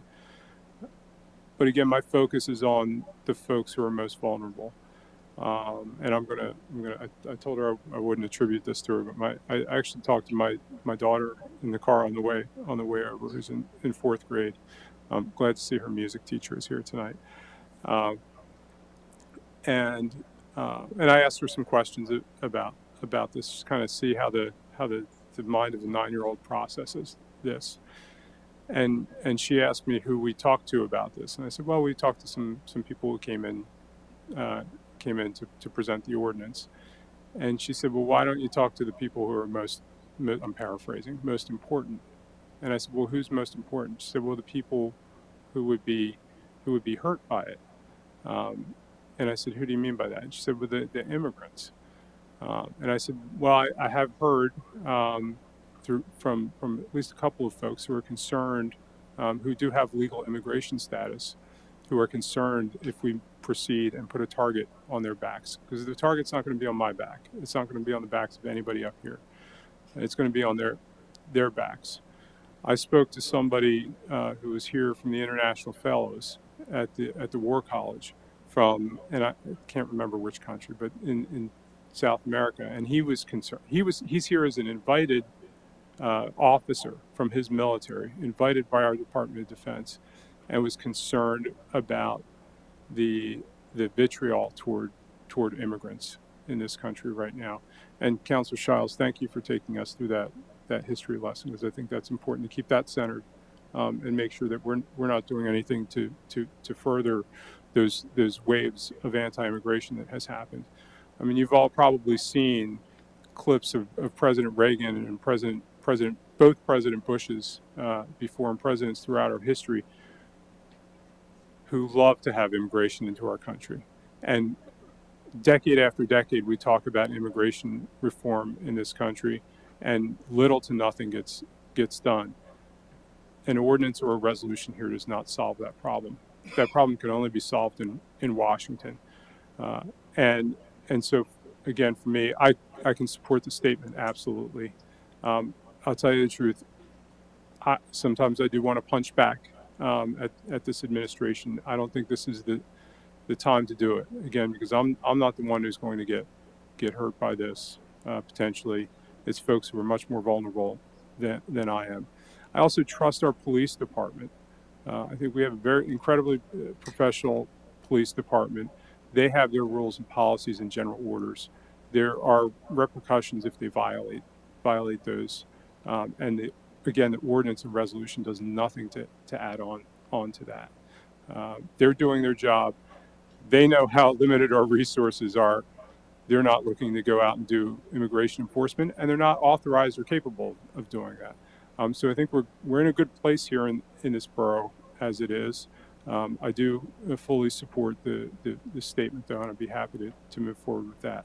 And so now, I guess my next job is to kind of figure out how we're going to navigate this. So what would have to happen, just to lay this out a little bit in finer detail, if the ordinance were to proceed, and I don't think I heard a majority who were necessarily jumping on the ordinance, but if the ordinance were to proceed, we'd have to have a motion this evening to draft and advertise the ordinance.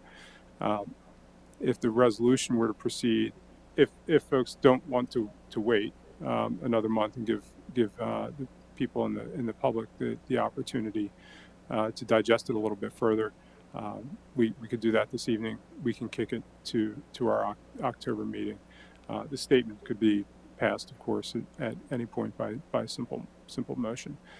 So with all that said, I'm going to open it up to public comment on this item. Who would like to be heard first? I have a quick question. Oh, I'm sorry. Schultz. Yeah. Mayor Schultz. Is there anything preventing us from passing both the ordinance and the resolution? I suppose not, but they're identical and would do nothing different. So it would absolutely be, it would be redundant. There's nothing preventing us from passing this statement and either along with that the resolution, the ordinance. I think the statement would have to be tweaked a little bit because I think that opening paragraph sort of assumes that an ordinance is not being passed. But I see. Is that a concern look from this solicitor? I just want to, yeah. The only concern I have is particular to the ordinance because there's nothing on the agenda that would indicate that an ordinance would be considered for possible enactment at a later date. Okay. All right. So we'd still, it would be a little further delay, but we'd be able to get to it yet in the coming couple of months. Any other questions from council before I go? Were you reaching for the mic again? Yeah, I just want to put it on statement that I asked why we wouldn't have it listed as such, and I wanted it to be open to at least a variable, and now we can't do something because we didn't want it on an agenda, I guess. I don't know, but this is where the transparency is problematic. So I will happily, vote for an ordinance whenever it comes, but I saw this coming. Okay. Is there any public comment? Anyone? Go ahead, sir. Come on.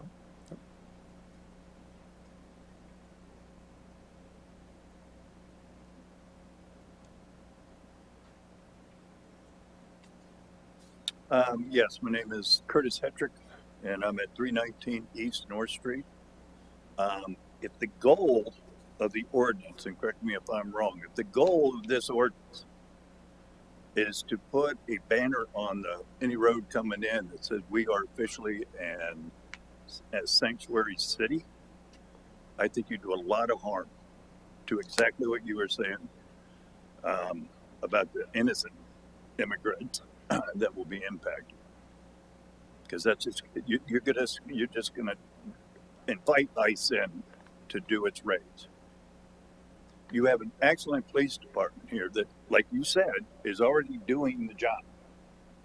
I don't know that anybody has been discriminated against because they're an immigrant, but the concern is you put a sanctuary city sign up, you are going to attract some of the worst of the immigrants.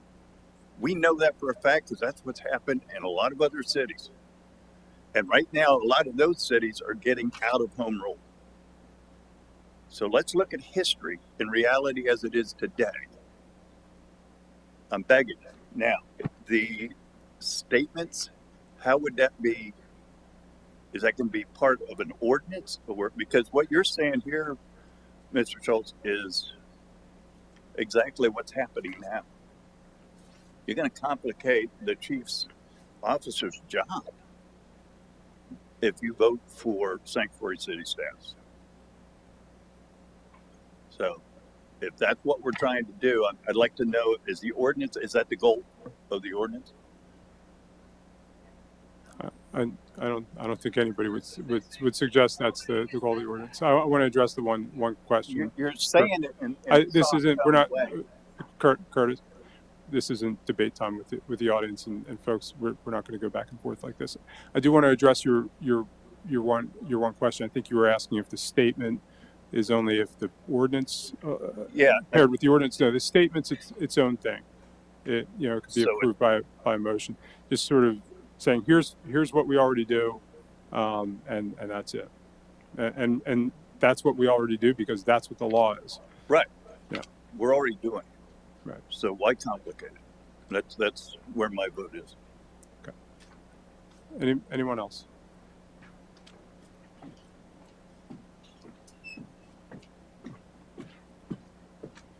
Hey everybody. John Werner, 157 South Pitt Street. Nobody asked for the times that we find ourselves in.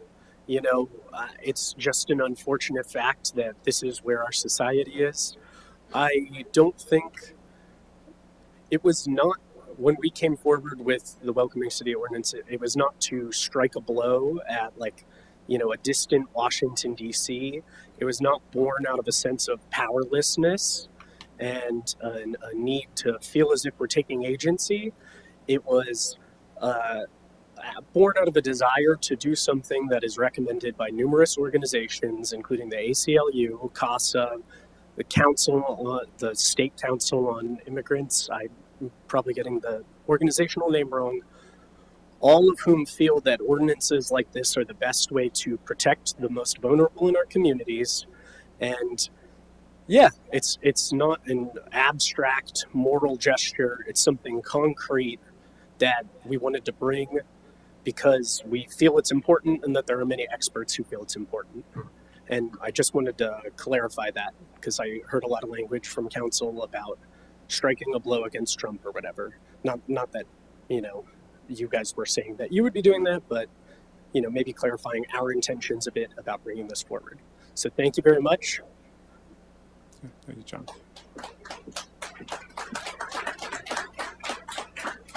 Anyone else? Go ahead, Jen.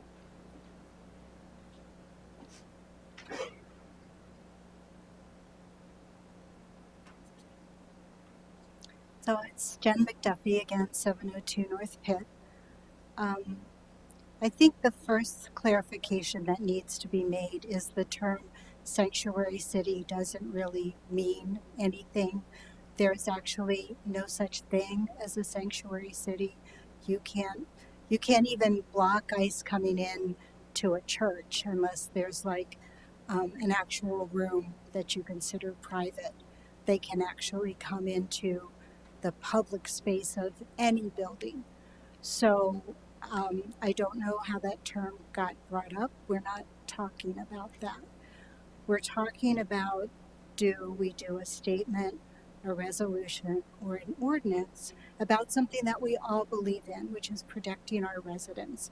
And I applaud the council for caring about all of our residents. There is a big difference between the statement versus the resolution and the ordinance. There's a lot of things that are very concrete in sections 4 and section 5 that actually give those two things some teeth. The statement is just a very nice statement. So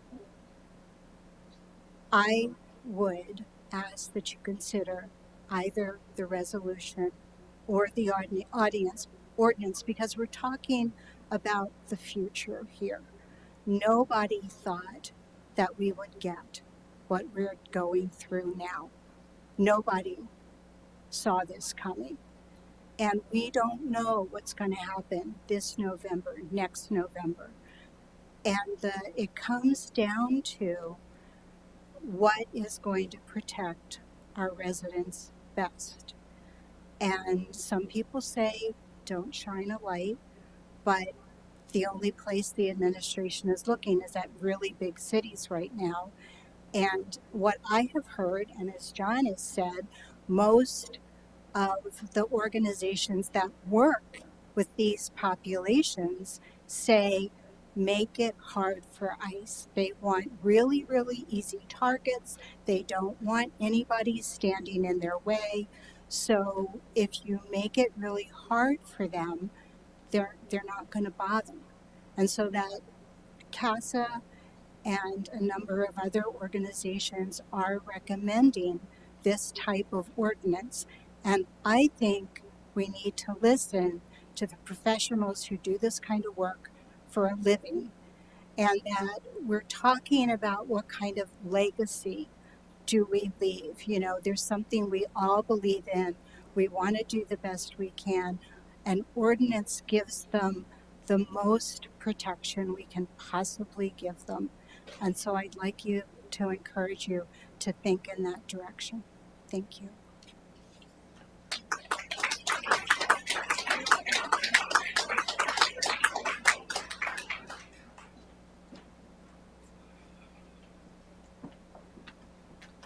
Hi, Owen Parker, 613 North Hanover Street. I like to always try to start these things with an up note. So, in reference to the earlier Bedford Street stuff, we live on North Hanover, and thank you guys so much for what you've been doing. It looks beautiful as it comes up. That said, just a quick aside. So, I just wanted to voice support for both the resolution and the ordinance, but express a strong preference for the ordinance itself. While the existing habits and policies of keeping our community safe are, well, that they express our community values, having that more firmly in writing, I think, is always a good thing. Additionally, I also completely agree that it may attract attention, maybe from ICE, but certainly from our neighbors, certainly from our community. And quite frankly, I care about their opinion the most. Additionally, this doesn't just like confirm who we are as a community. I think this is also an important moment of giving support to our police in just making a firm statement of support for their protection of the safety and dignity of our community. That's their job, and we should support them in that. And I think an ordinance really reinforces that, maybe in a symbolic way, but also in a really more rigid way as well. Finally, I gotta agree with Jen. We've seen how this administration reacts to people who act out of avoidance of their attention, and the administration takes their lunch money every single time. They attack them more and more, and well, you've made yourself a target. Not because you spoke up, but because you spoke weakly. I think this is a firm and strong step, and I think this creates friction that they want to avoid. And that is why I support it. Thank you.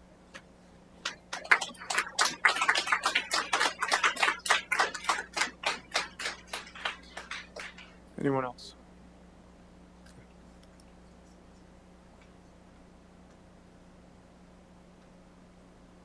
Eric Smith again, 121 Southeast Street. Mitch actually preempted my first thought when we were going through that. I would want to echo that. I think a resolution passed quickly would be ideal, followed by an ordinance, because as we've been saying since this was first presented quite a while ago, time is of the essence. Things are moving fast, and we have to be able to defend our people quickly. But also, I do not think the statement goes far enough, particularly because while an ordinance takes longer to implement, but also to repeal, and a resolution is quicker to implement but quicker to repeal, well, policy doesn't even require 24-hour notice. A policy can change with a word. So that alone, even if there wasn't textual differences, which I know my friends will address, so I'm not even gonna take my time quite yet for that. That is a substantive difference between policy versus a resolution, and then furthermore an ordinance that I think would be what we really need. But then I also want to echo what was said, that it's important to we're not punching back, we're just standing up for ourselves, and that makes us a harder target, not an easier one, not a brighter one.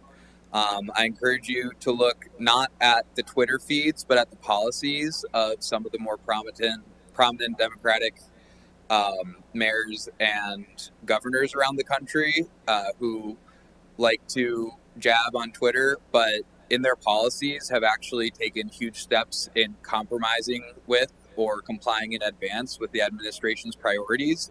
And in response, they have received nothing. They have continued to receive targeted enforcement, high escalations, and lawsuits. So therefore, looking at the history of this administration's behavior, they don't seem to actually be looking for this. They're looking for who can we get at, and also who's a good PR win for us. So they're more upset, frankly, at Democratic majorities than any specific policies those majorities are passing. The fact that this borough tends to vote for Democratic candidates and that our councilors and mayor are Democrats alone, I believe, is enough to paint this neon flashing sign everyone's concerned about, except for the fact that, as was already stated, we're much smaller than where they're looking right now. And I don't think that's something to be ashamed of or concerned about. I think it means that we need to say we're not going to back down just because it's said that's what we should do, when we've seen that doesn't actually achieve the goal we're asking for. As I said at an earlier time, broadly about other issues, but especially this one right now, in a relatively small community like Carlisle, we need to take care of each other in chaotic and difficult times rather than relying on offense or defense from national or even state administrations. And for that reason, I believe people living in the borough, regardless of their status or their ethnicity, home language, or place of work, because all of those were recently decided by the National Supreme Court as good reasons for immigration authorities to detain somebody, or sufficient reasons. I believe that anybody living in the borough should feel safe going to school, to church, to work, or to a borough council meeting to speak. I appreciate what you're saying about wanting to hear from members of the immigrant community yourself. It sounds like some of you have spoken with some of our immigrant neighbors, as have I, and this is a public forum, and I can only say that I think that's a big reason that when people are having trouble going to get groceries without fear, it's reasonable they might not want to come speak on a live stream video about it. But also even asking for help from law enforcement or anybody else at the borough. These people, being an immigrant isn't their whole lives. They're people, and they have other problems too, and should be able to approach our borough with it. So finally, I just want to also express my appreciation for Deputy Mayor Landis's statements about transparency, and my frustration that of all the statements we've heard, Councillor Mellon opened with stating that before she heard any other public comment from us, the citizens, she already had her vote decided. I didn't hear anyone else say that. While they made their positions clear, I think stating what the vote would be before hearing from the public was kind of disingenuous and frustrating to me as somebody who wants to have my voice heard. Thank you. Thank you. Anybody else? Tina, as you're coming up, my wife is in the back and my daughter's up here and it's getting closer to bedtime. Aisley, if you want to go, you can go. Thank you. Good night, honey. Good night. Have fun at school tomorrow. Hi, Tina Ziegler, 120 East Lowther Street. My thoughts are kind of jumbled and all over the place, so I appreciate you bearing with me. But I definitely want to start with saying that, like, right now is not the time for politics, right? I don't think anybody here from, like, the folks that are with us, I don't believe anybody on the stage is trying to score political points. We're just trying to take care of our folks. I also want to thank you for taking this issue seriously and investing both time and resources into researching how we can legally adopt a measure to codify how we approach immigration information collection and immigration enforcement in the borough. I understand and I'm grateful to have a reasonable borough government at this point. However, we are not living in reasonable times, and we have to do the best we can with the resources we have available to us. Nothing is infallible, but the ordinance drafted does offer us the strongest protection to our vulnerable undocumented and documented immigrant neighbors by specifically outlining how our borough will collect data on immigration status and how and when our police will aid in immigration enforcement scenarios, and I'll come back to those. This type of legislation, often referred to as welcoming policies, but I appreciate that the borough has renamed it something more appropriate because the term sanctuary city and welcoming policy actually does do exactly what that gentleman thinks, right? Is creates a false sense that we're going to like create a barrier around. So I do appreciate you also appropriately renaming it the community trust and resource prioritization. However, things like this, I'm just going to use welcoming county or welcoming policy because it's a little bit easier to say. Welcoming policies like this have support from numerous immigrants' rights organizations and immigrants' rights lawyers.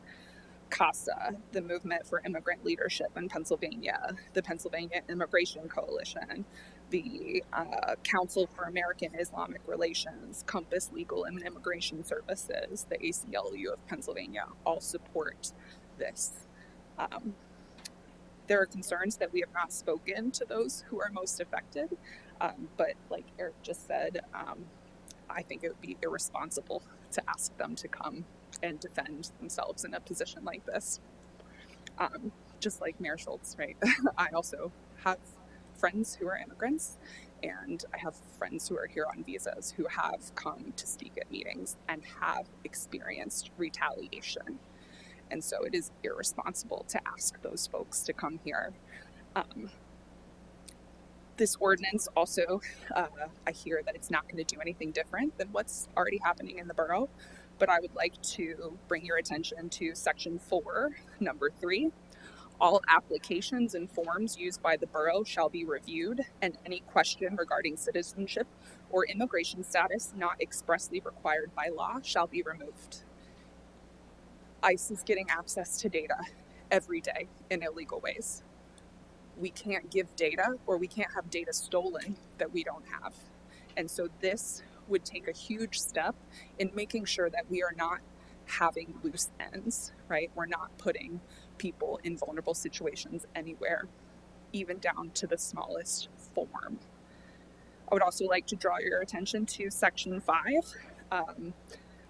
I appreciate that we are in a sensitive time, right? And I appreciate that our borough police have done a lot of relationship building and trying to build trust with the community. And I think that something like this would also offer more of that transparency, saying we can hold our police officials to things. And my favorite part about section 5 is explicitly is section 4, or number 4 of section 5, which is the borough shall not enter into agreements such as those as a 287G of the U.S. Immigration and Nationality Act that deputizes agents to perform functions of federal immigration officers. That's big, right? Like, that's huge. Like, to say that we're not going to do that. These are things that go above and beyond what we're already doing. That's where my collected thoughts end. We've been working together on this for like 6 months now, I think. It's been a while. I understand that time is sensitive. I have been one of the ones pushing the time sensitive nature of this. But an ordinance is worth waiting for at this point. I don't think another month is anything different than now I should have wrote down, but I really hope that we consider the ordinance because I think that it offers us the strongest protections. We have already invested the money and resources into figuring out how to do this, and I just thank you for your time and consideration. Thank you.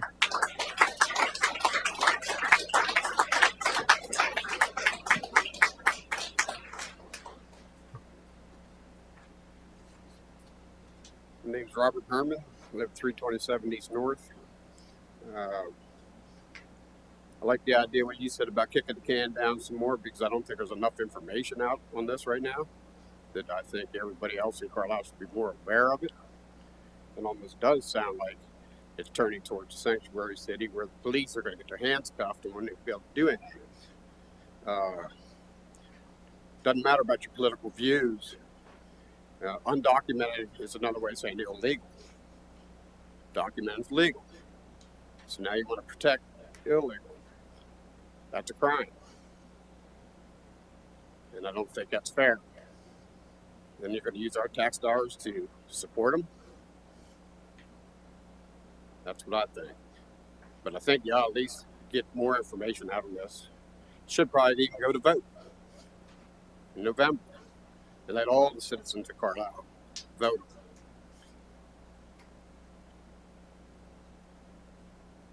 Appreciate you listening to me on that, but I'm afraid the police department's the one's going to get their hands cuffed, and they're not going to be able to protect us like they're doing now. But I don't have enough information on this. I'd like to look at some more. So I don't think it's right that 11 people make that decision for the whole Carlisle. That's why I think it should go to vote in November. So put some type of resolution on the board and they take it from there. Because you may disagree with what the administration's doing. Disagree with other administrations. Where you open the borders and have illegals come in, it's against the law. Might not be the right way, but that's not fair to the people that go through the right process of getting United States citizenship. And I don't feel that my tax dollars should go towards any of that. So I'm going to go with that, but just my thoughts, ideas. But kick the can down the road some more, like you said, and get more information out to everybody in Carlisle. And not try to slide in something, because it does sound like the start of Sanctuary City. And I don't agree with that. So, but that's just my opinion. Thank you all for listening. Sir, what's a sanctuary city? It's where you don't work with the government that has laws out to protect illegal immigrants from coming in. And why would you want to do that? And then they won't let the police department work with the federal department? Is that right? No. Okay. What? So I mean, I don't have as much information on it. This is all new to me. And so What you wanna okay. do. Yeah. Point taken. I don't think just 11 people could make that vote right away. Boom, done. Yeah. Well, we were elected by the I people of understand Colorado. that. Yeah. Okay. All right. Thank you. It Thank you. sounds like a pretty big situation. Yeah. Thank you for your comment, sir. Yep. Okay. Thank you.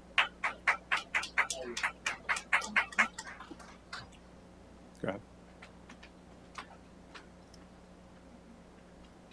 Hi, Otto Kierman again, 236 South Pitt. I'd like to just kind of briefly draw everybody's attention to section 4, number 1.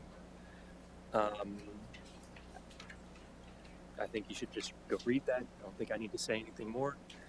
And also that just to say that many people who are undocumented here actually enter the United States legally through legal borders, like airports and things like that. So thank you.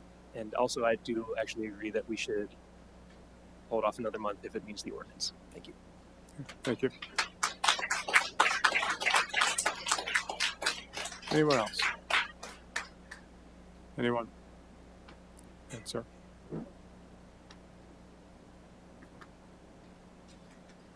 I'm Victor Trini. I live on 126 South Hanover Street.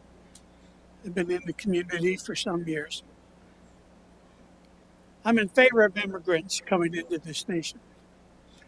The immigrants built this nation. This is a community. We are a community of schools. We have government officials, government ordinances in the, with the barracks, and we are the county seat. But we are a small town. We're built of churches and clubs and so on.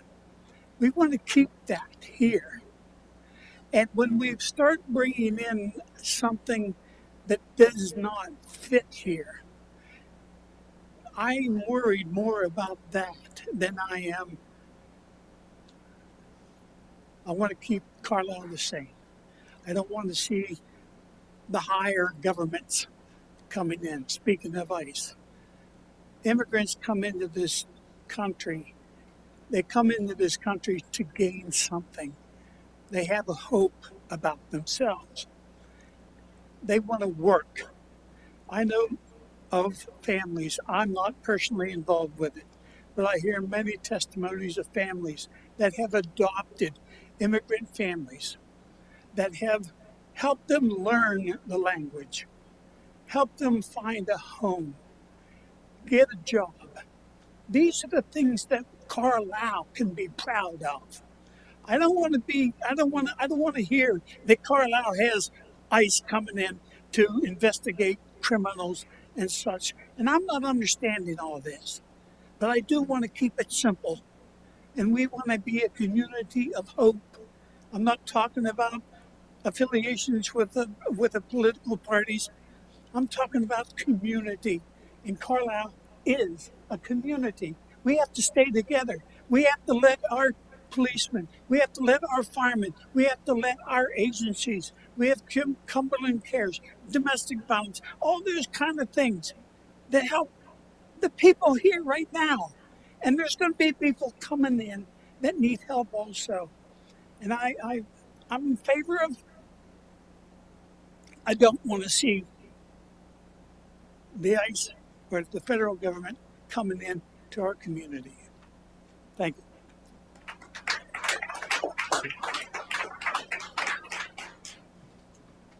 Jerry Fitzsimons, 734 West Penn Street. Just wanted to let you know on August 23rd, Cumberland Valley Rising had a program. Over 200 people attended this program, and it was to support our immigrant neighbors. So the support and the interest for standing with our immigrant neighbors is there. Over 200 people. Thank you. Thank you. And anyone else?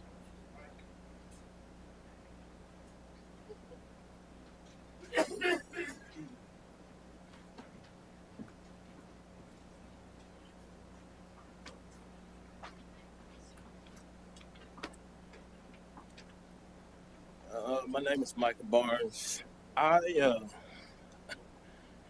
With all's been said, I'm kind of confused. Really am, because we have laws on the book already. I'm so confused. We have laws on the book that you can't just come in this country. You can't just come in any country, for that matter. So I'm really confused on the whole thing. Too many times we try to make it. I'm just talking about the elephant in the room.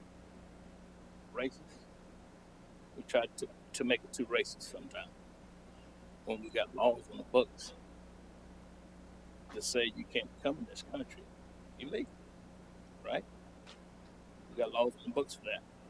So I'm this thing of going back and forth.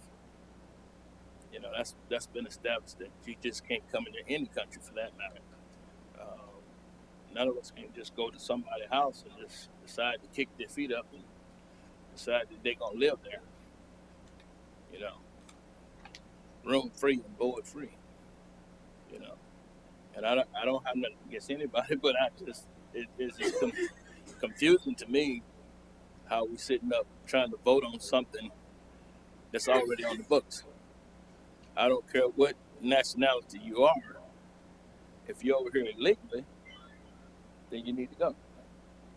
Or find a way to get over here the right way. That's just the bottom line. I'm trying to still understand why we're coming up with these different solutions to try to cater to a political party or even a different nationality. Because of the sins of America. Okay? We too busy trying to come back to the sins of America and what has happened in the past and trying to alleviate, okay, for what some of y'all ancestors done, what some of our ancestors done, right? That all that need to stop. You just need to go by the basic understanding that there are laws on the books already. And then yes, there are kids that's over here, well the parents been over here legally and they got pregnant and had kids. Well, we need to make a way to where we can get them to see there's a way to come in this country legally. But until we do that, we still gonna be constantly bickering and fighting with each other, trying to come up with rules and regulations to try to figure out how to put people in this country. Thank you. Thank you.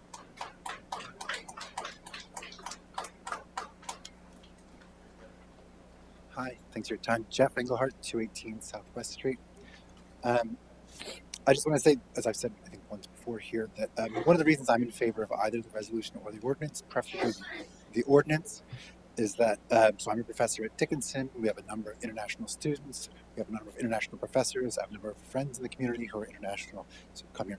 They're here legally, but nonetheless, as we've seen throughout the 9 months, 10 months, that this administration, that doesn't seem to often make a difference to whether or not a person is going to be detained by ICE or sent out of the country. I'm most of all worried about being able to tell my students, my colleagues, people I know, that I could say something to reassure them of being here. I appreciate that there's a lot of uncertainty about what is the best way to make the people here who are here legally a little safer, and that there are reasons to worry that this puts us on, shines a light on us or whatever it is. I think in times of uncertainty, it makes a lot of sense to trust the experts, the people who study these sorts of things and make recommendations about what communities like ours can do to protect ourselves. This might not be the way that it turns out because there's uncertainty. But given that, and given all the number of organizations that, again, involve studies and expertise, it seems like the best thing to do is to adopt some sort of resolution or ordinance that would protect us, because that's what's been working elsewhere. Thanks. Thank you.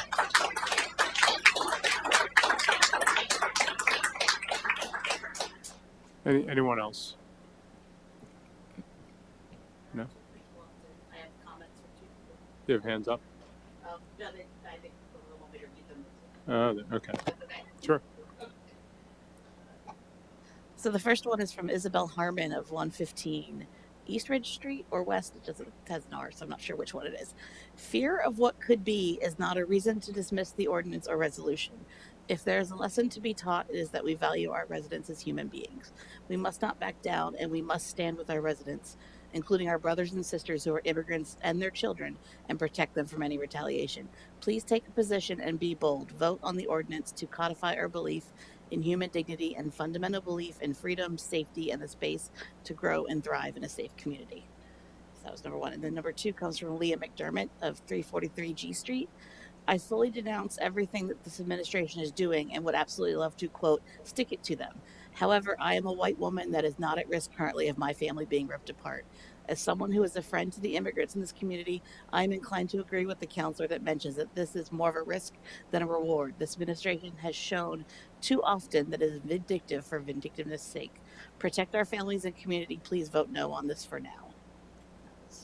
So, may I just, I think she left, but Jerry Fitzsimons just came up and said, to talk about the number of members of her group who who support our immigrant neighbors.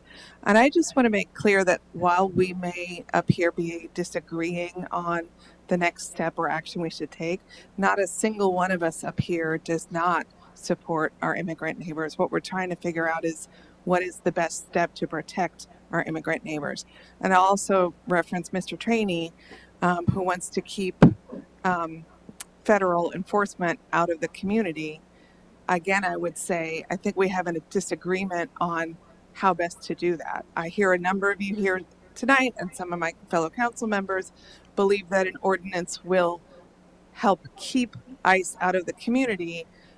My point of view is it's going to attract ICE to the community much more rapidly than if we were to not pass the ordinance. So I just want to be clear that I think we all are coming from the same impetus to protect our immigrant neighbors as much as possible. What we're disagreeing on is the best way to do that. Sure. So I just wanted to kind of following up on what Council Mellon said. I think if we're discussing what next steps are, I would put forward that at this evening's meeting we move forward with the statement in a revised form, given that is specifically addressing what the borough already does, and then and I have revisions to it if it's helpful. So I mean, obviously the first paragraph discusses the ordinance. If we were to revise it, we could write it as members of the Carlisle community have approached the Carlisle Borough Council regarding how Carlisle, it says Carlisle a lot in that instance then, both treats immigrants and undocumented individuals as well as interacts with federal immigration officials. This statement seeks to address what Carlisle already does, and then essentially keeping the remainder of the statement. Doing that is essentially putting forward a statement of what the borough is already doing on this issue. And then I think it would behoove us to have the ordinance and resolution on the agenda for, I don't know if it'd be more appropriate, it's the October workshop meeting or the October council meeting for further discussion and possible motion for consideration, given that there does seem to be at least sentiment on council enough for moving forward with that. And from my perspective, I'll share that I appreciate everybody, the community that's come out and spoken to us, and everybody's perspective on council. And I think there are fairly valid reasons for either moving forward with or not moving forward with either a resolution or ordinance. And I think moving forward with one or the other in some ways becomes more of a technicality. I think there are valid concerns as to what could happen moving forward. Obviously, there's the impact of potential retaliation should the borough move forward with this. At the same time, if the borough isn't adhering to the policies we already have and we are voluntarily trying to enforce immigration, there's financial retribution that's possible through that. I mean, there's a court case where I think it was in Lancaster's, like the Larza case, but I'm not an attorney, so I could be mistaken there, where there was a municipality that essentially where taxpayers were on the hook for doing immigration enforcement, right? The municipality itself doing that. So I think that at this point, because of the fact that these documents have only just been made public this evening, that we, at least I would move that we move forward with the statement this evening, and then we put the resolution and ordinance for possible discussion and vote for the either October workshop or council meeting, understanding that if we were to move forward with the ordinance at the October meeting, it would then be voting to advertise it, essentially. I have one edit that I would like to make just to the statement. There, I really, in reading through this, the Carlisle supports welcoming communities and has done so for 274 years. I think that kind of negates a lot of the things that we've kind of found in the Truth and Reconciliation Committee, and maybe kind of flies in the face of that, and that we should remove that if we were considering issuing this statement. Remove the last half of that sentence, and it has done so for 274 years. Yep. Was there? Okay. Yeah, I was going to try to, once we circle back to this, try to summarize all the. Yeah. At the same time, I mean, I think I agree with Councilor Charles' point in terms of edits to the statement. I mean, removing the last sentence might make sense as well because of the fact that we're essentially possibly considering future discussion of an ordinance or resolution. So the final sentence where it says, "We are proud that Carlisle has already met the goals of a welcoming city ordinance." I think if we're just issuing a statement, it might make sense to again remove that from the statement itself this evening. Yeah, thank you for doing that. I was trying to do some of that on the fly this evening too, so appreciate the added eyes to that. Before we, could you? I'm not sure if Patricia is going to be able to get the revision to that first paragraph. So if you want to reread that, sure. So yeah, I could essentially reread the revisions that I have marked down. So the statement would read, members of the community have approached the Carlisle Borough Council regarding how Carlisle both treats immigrants and undocumented individuals, as well as interacts with federal immigration officials. This statement seeks to address what Carlisle already does. The subsequent number of paragraphs would remain the same until the final paragraph. The final paragraph would start, Carlisle supports open, welcoming communities, and it would end there, striking the remainder of that sentence. And then the final sentence of the last paragraph would also be stricken from the statement. Okay, I just want to make sure everybody can follow along with that. Okay, and we'll circle back around. Councilor Mellon's. I would support all of those edits. Okay, thank you. Any other comments? Yep. Yeah,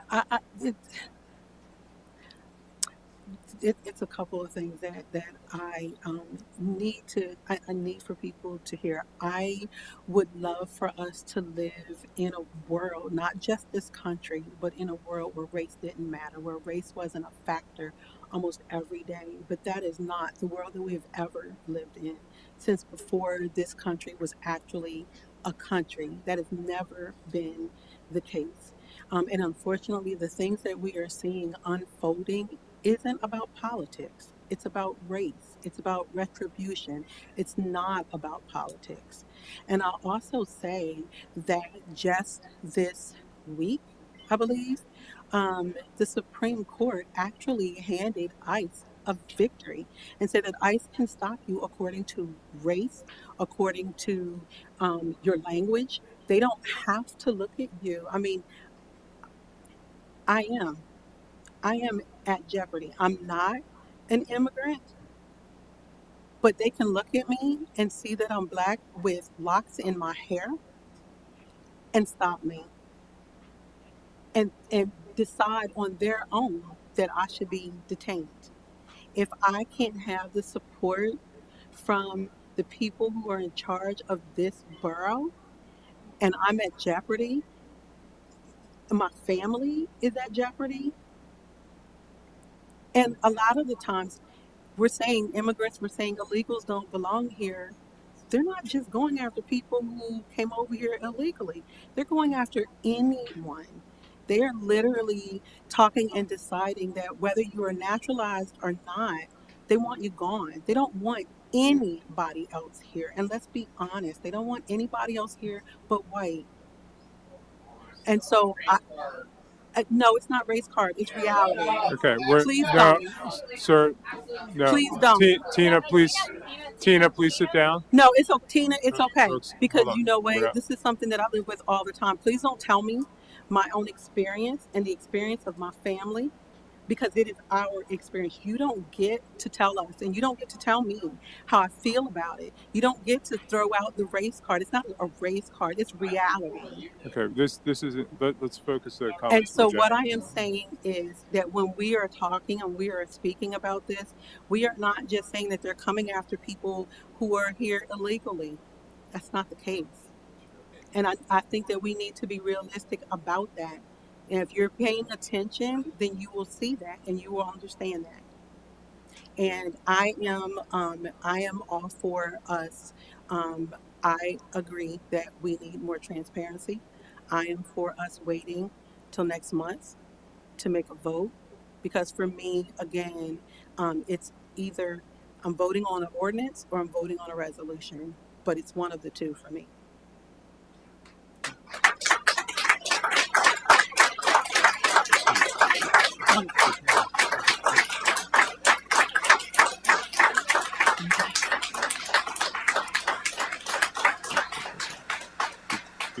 Before we proceed, I just want everybody stay calm.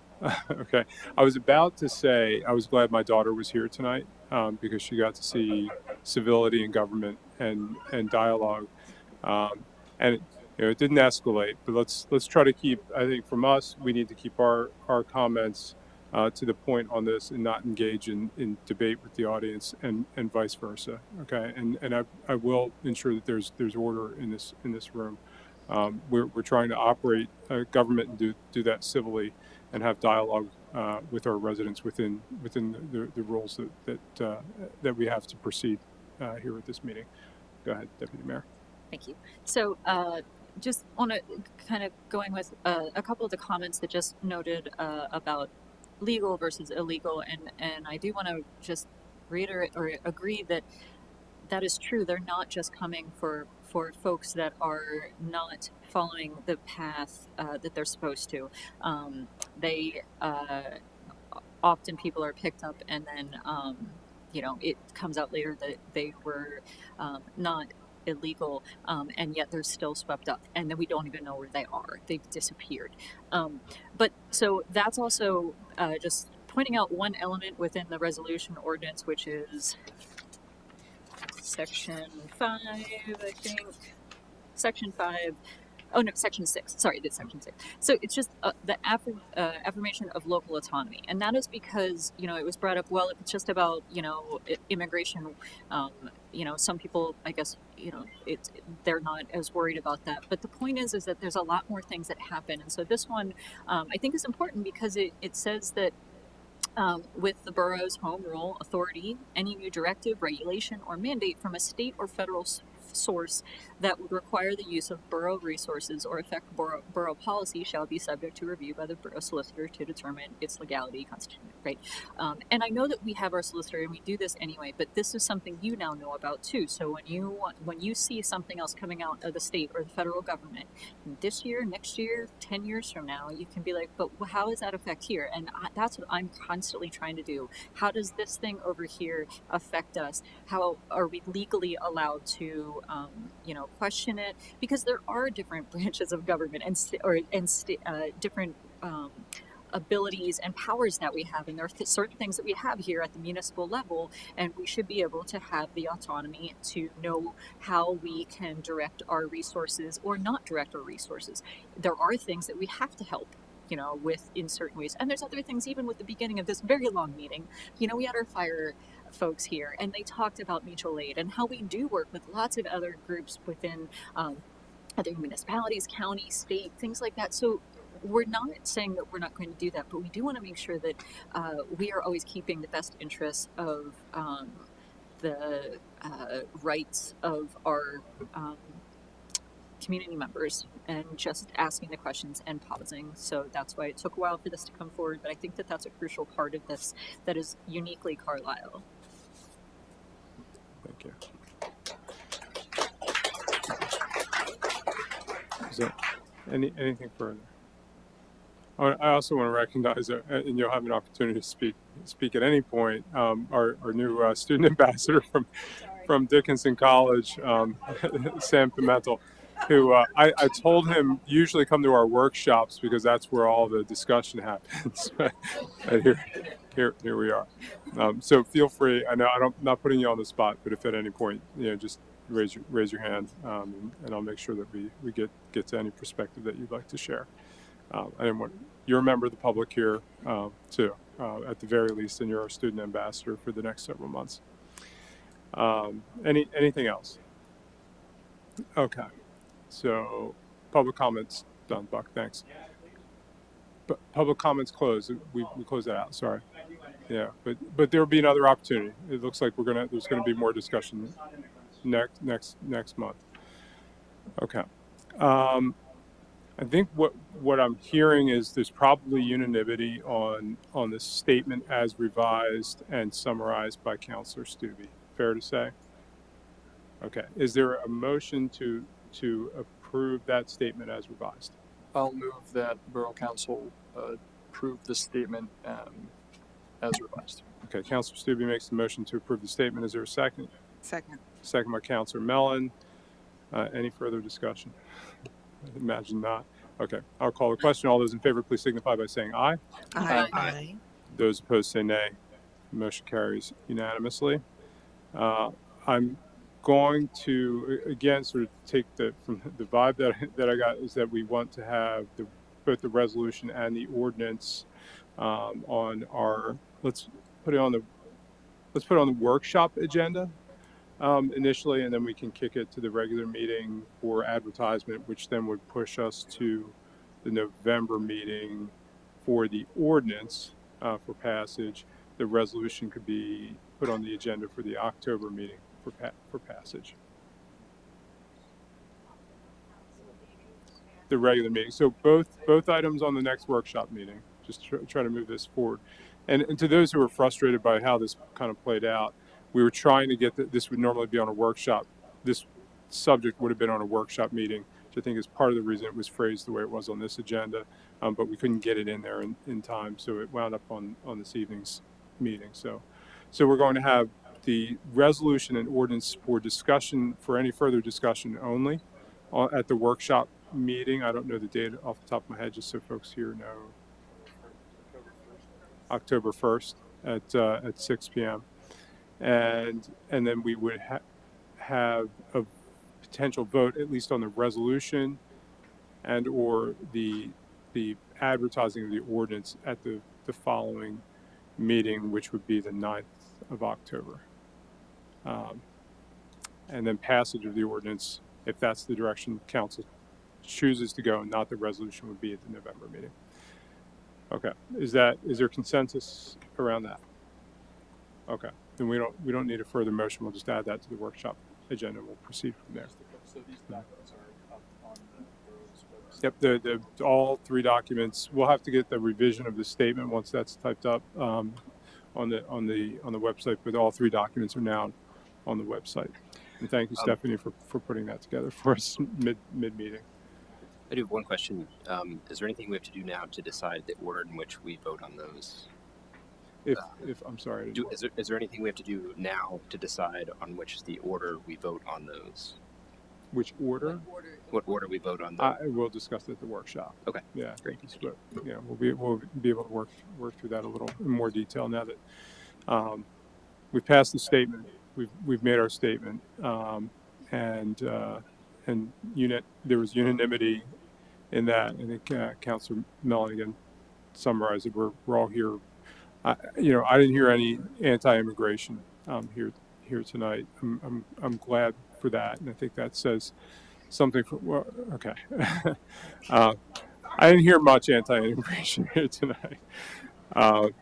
And I'll gladly go home to my daughter, who's probably still fighting going to bed anyway, and tell her that the meeting went well, and she'll be able to watch the balance of it on Facebook or YouTube if she chooses, which I'm sure she will. Right. So, okay. Anything further? Any other questions on how we'll proceed on that? Okay. All right. Good. Now I have to find I don't think there's anything left on the agenda, but thanks. Get back to that. It's been a long time. Okay. Yeah. So we'll go do our usual around the horn from council. Council, I always go from my left to my right. Council Shiles, you're jumping in already. So go ahead. We'll go the opposite way. I do have a member of the community has asked us to pass a resolution supporting community solar legislation in the state government. Just writing a letter to our various House members and senators at the state level to support a community solar bill. So I don't know if I can just forward that to you, Susan. Or... Yeah, we can develop something and put it on. Bring it up at the. Yeah, we'll kind of maybe see the next couple of workshops and see what those agendas look like. Okay. All right. Thank you. Yeah. Okay. Councilor Perry. Deputy Mayor, no. Before I forget, Jackie, do you have anything for us before we wrap up? No. Okay, thanks. Councilor Stubbe. Councilor Mellon. And our student ambassador. Anything for us tonight? Okay, I'm sure you'll have more in the months to come, Sam. We're glad you're here. You're here. Yeah, appreciate it. Hopefully, it's not past your bedtime. There's no. Thanks. I'm ready for bed. Yeah. Does the Borough Manager have anything for us? Okay. Solicitor Brennan, thanks for keeping us straight. We're ready to go. And you lawyers, you slow us down all the time. Okay. All right, we are adjourned. Thank you all.